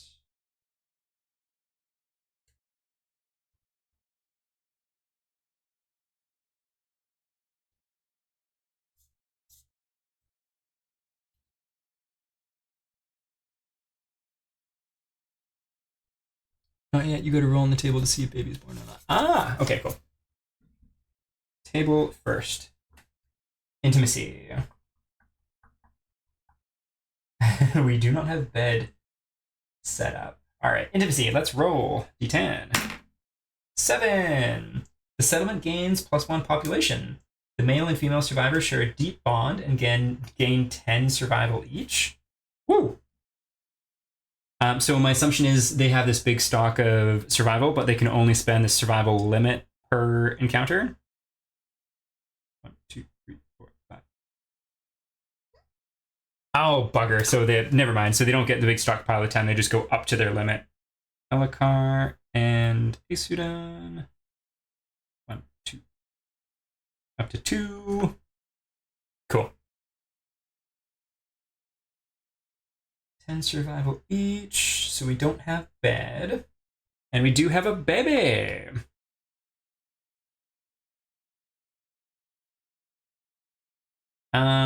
Let's go with, oh yeah, it's gotta be male. Arluzadin the second. Fantastic. Parents are Isudan and Elokar.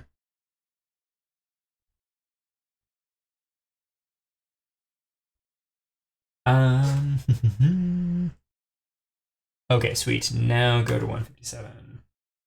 Was there a bonus for a baby being born from new life too? Or is that something that I'm incorrect on?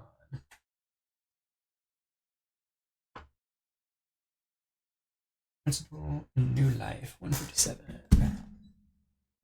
Okay, cool.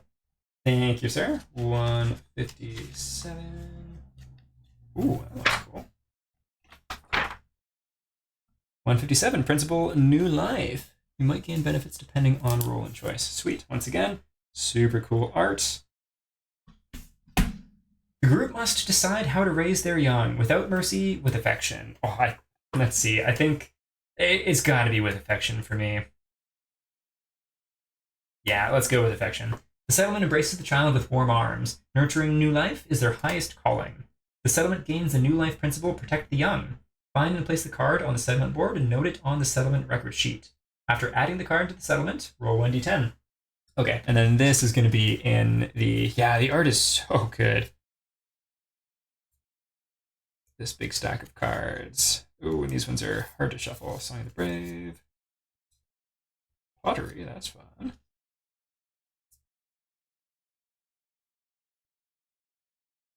Storytelling. I think I'm missing one of my innovation cards language. I don't know where it got to. I'll have to find it.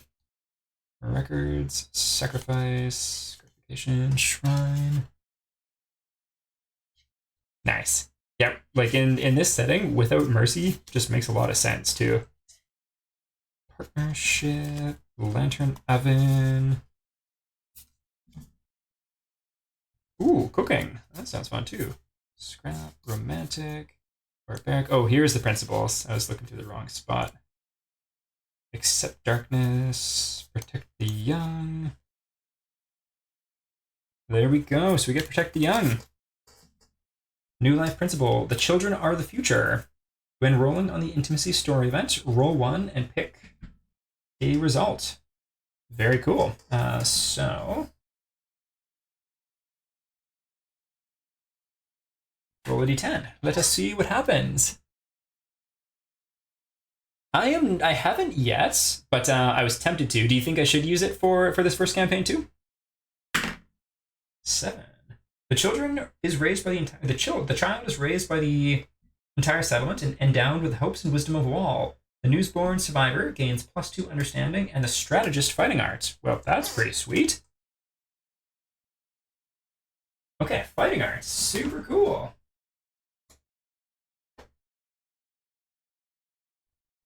Secret fighting arts, normal fighting arts. There we go. Strategist.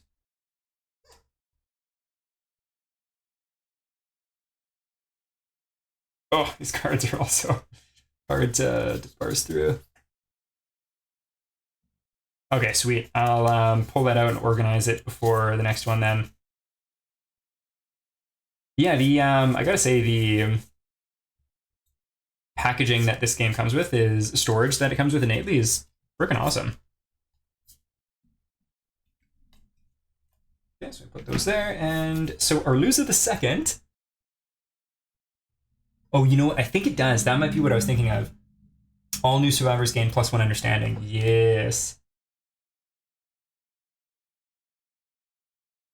Okay, so 2. So he's getting a total of 3 understanding. That's awesome.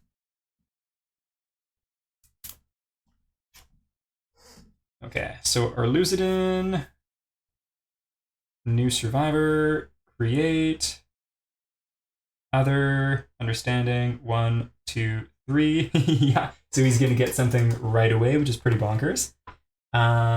Super cool. And strategist, fighting art. During the showdown setup, after placing terrain, you may add a giant stone face or toppled pillar terrain cards to the showdown board. Interesting. Very, very interesting. Fighting arts, strategist. Very cool.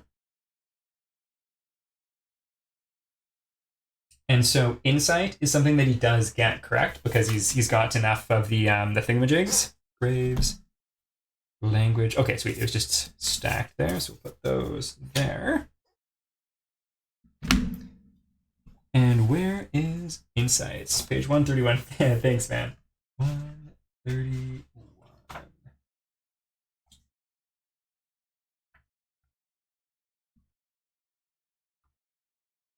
Cool. Super cool art. 23. 31. Insight. Definitely. In a single moment, the curtain of the world pulls back. Select the epiphany corresponding to the current game phase. A survivor may only gain these benefits once a lifetime. Settlement phase epiphany. The hunt, which once filled you with inexorable dread, takes on a new dimension. Your expeditions outside the settlement inspire you with curiosity and wonder. Gain the following ability and roll on the table below. Tinker. When you are a returning survivor, gain +1 endeavor to use in the settlement phase.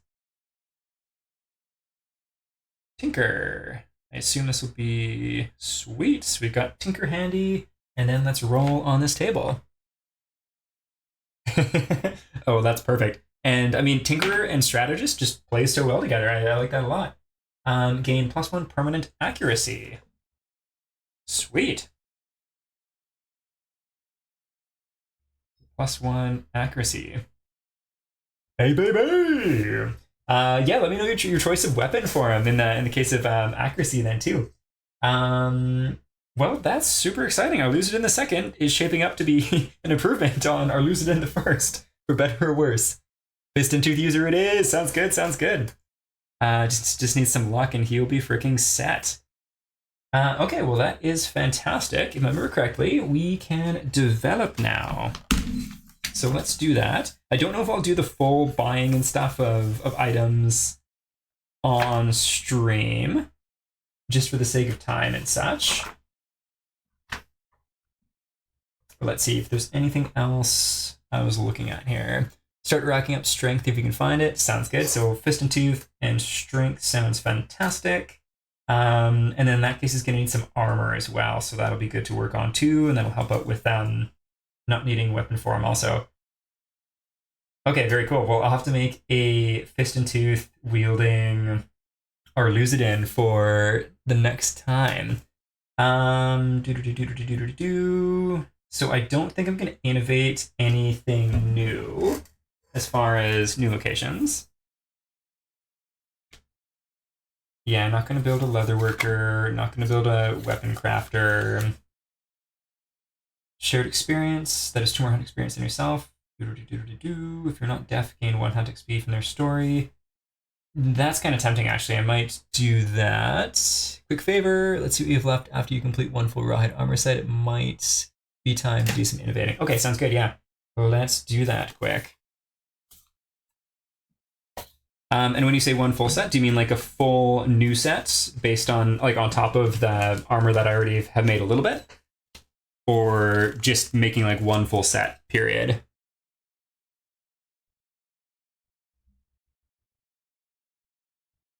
Okay, let's see. I'm just going to add all of the storage stuff into the app here. So let's see White Lion first. Golden Whiskers, Great Cat Bones, Lion Testes, Sinew,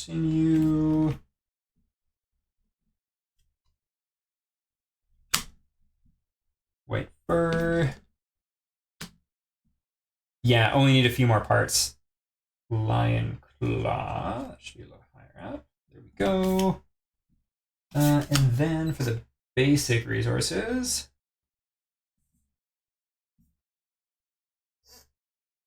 close that up. Basic.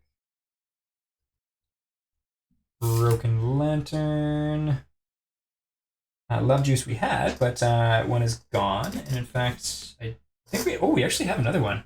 Maybe we'll use that for next time then. 2 monster hides. A skull.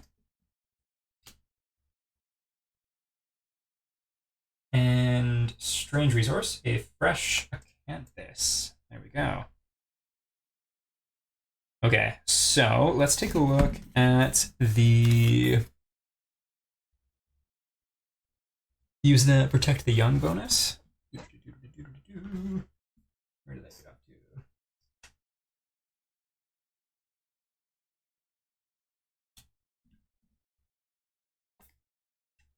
Yeah, so this one we just had in the inventory. During the settlement phase, you may archive this to intimacy. Okay, first rawhide and love juice. All right, so rawhide. Let us see at the skinnery. So just 1 hide apiece. And so I've got 2 normal hide. So pants and gloves. So 2 normal hide will actually be all I need to get a full set, because it would get me the gloves and the pants. Do you think we should leave off with the 1 full set? Or should I try and make some more with show owned only? With White Lion Stirrup.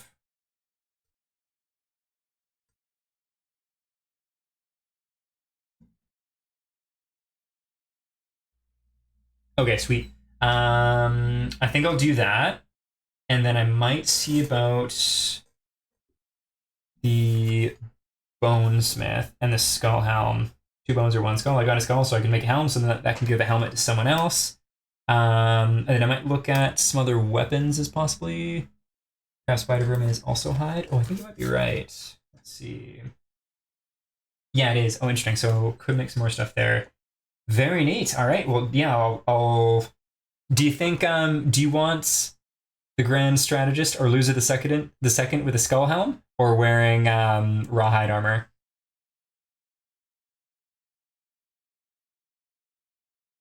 Ooh, whisker harp. That sounds sweet.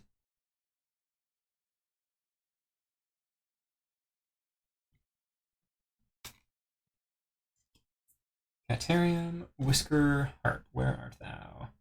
Golden whiskers and a bone. Making that would be pretty sweet. I do have a bone.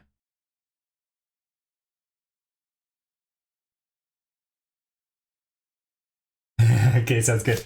I'll think that over and build a Fist and Teeth Survivor form next time, which would be pretty interesting.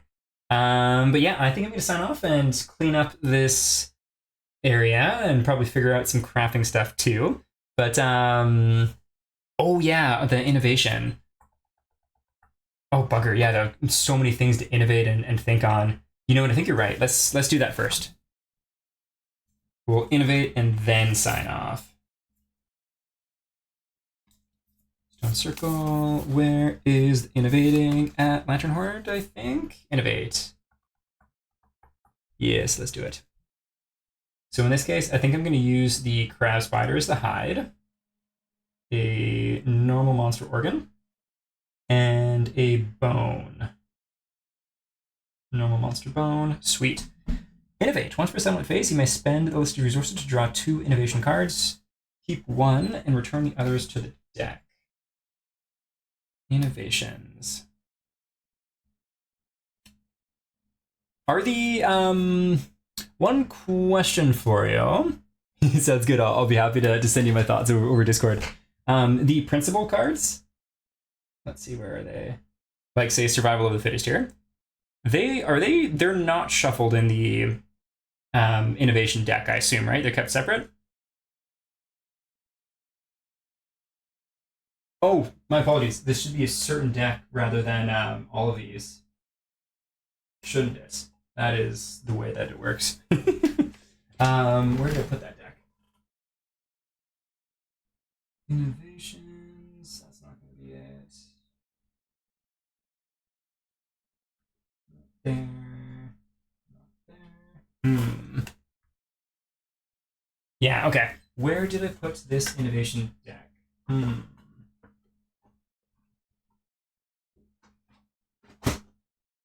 Fighting arts, disorders, fighting arts, disorders. Not there. Did I put it underneath? Special stuff. Interesting.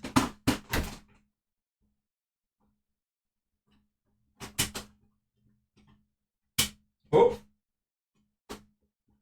Got him. We got him. I shoved him in a random weird corner of the box. Okay, let's do a little shuffle.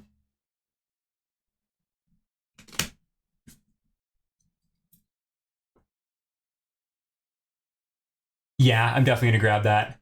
That will be good. Alrighty, 2 innovation cards. Keep 1. 1. 2. And let's see what we got. Inner Lantern and Ammonia. So Inner Lantern, Faith, Language, Consequence. The settlement finds the light within. All survivors gain the Surge survival action. Surge being once per round. Spend 1 survival to gain an extra activation and use it immediately. That's pretty sick. Ammonia, Science, Language, Consequence. A pungent, bilious substance ideal for crafting leather and treating wounds. Ooh, treating wounds.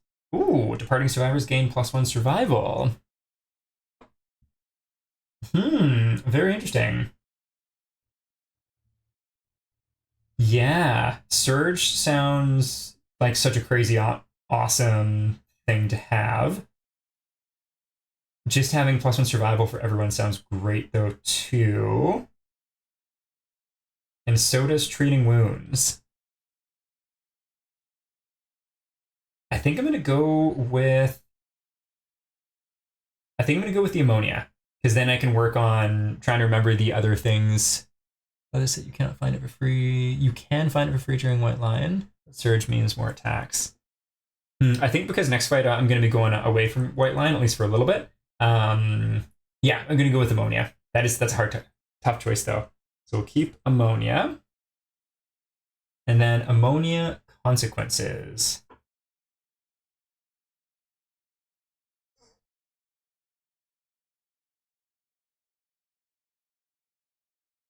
Okay, put that there. Yeah, this is year 3 indeed.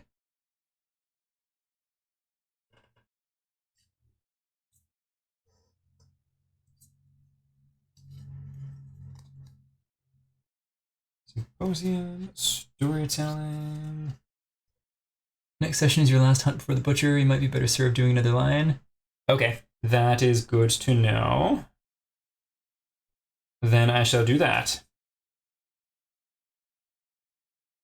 And the screaming antelope can wait another day. Sounds good. That is really good to know.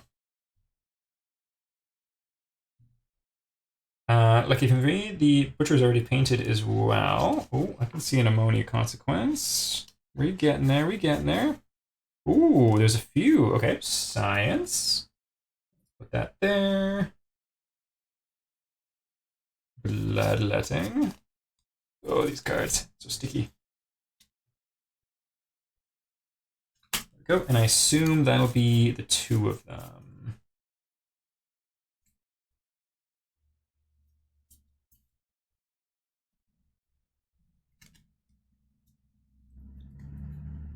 Sounds good. Yeah, let me know either way, and that would be fantastico.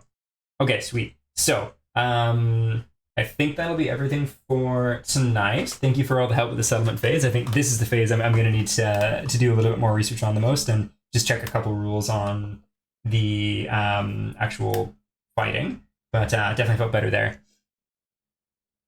Most consequences I remember is 3-2, probably correct. Okay, cool. Well, yeah, man. Thank you so much for hanging out. Sorry we got our Luzadin the first killed, but super stoked on how our Luzadin the second is shaping up. Yeah, he died well indeed. You too, mate. Cheers. Oh yeah, I guess I should say too, for anyone joining for the first time via YouTube or Twitch, thank you very much for tuning in, and we'll see you next time. This has been Cam of the Brother Slim.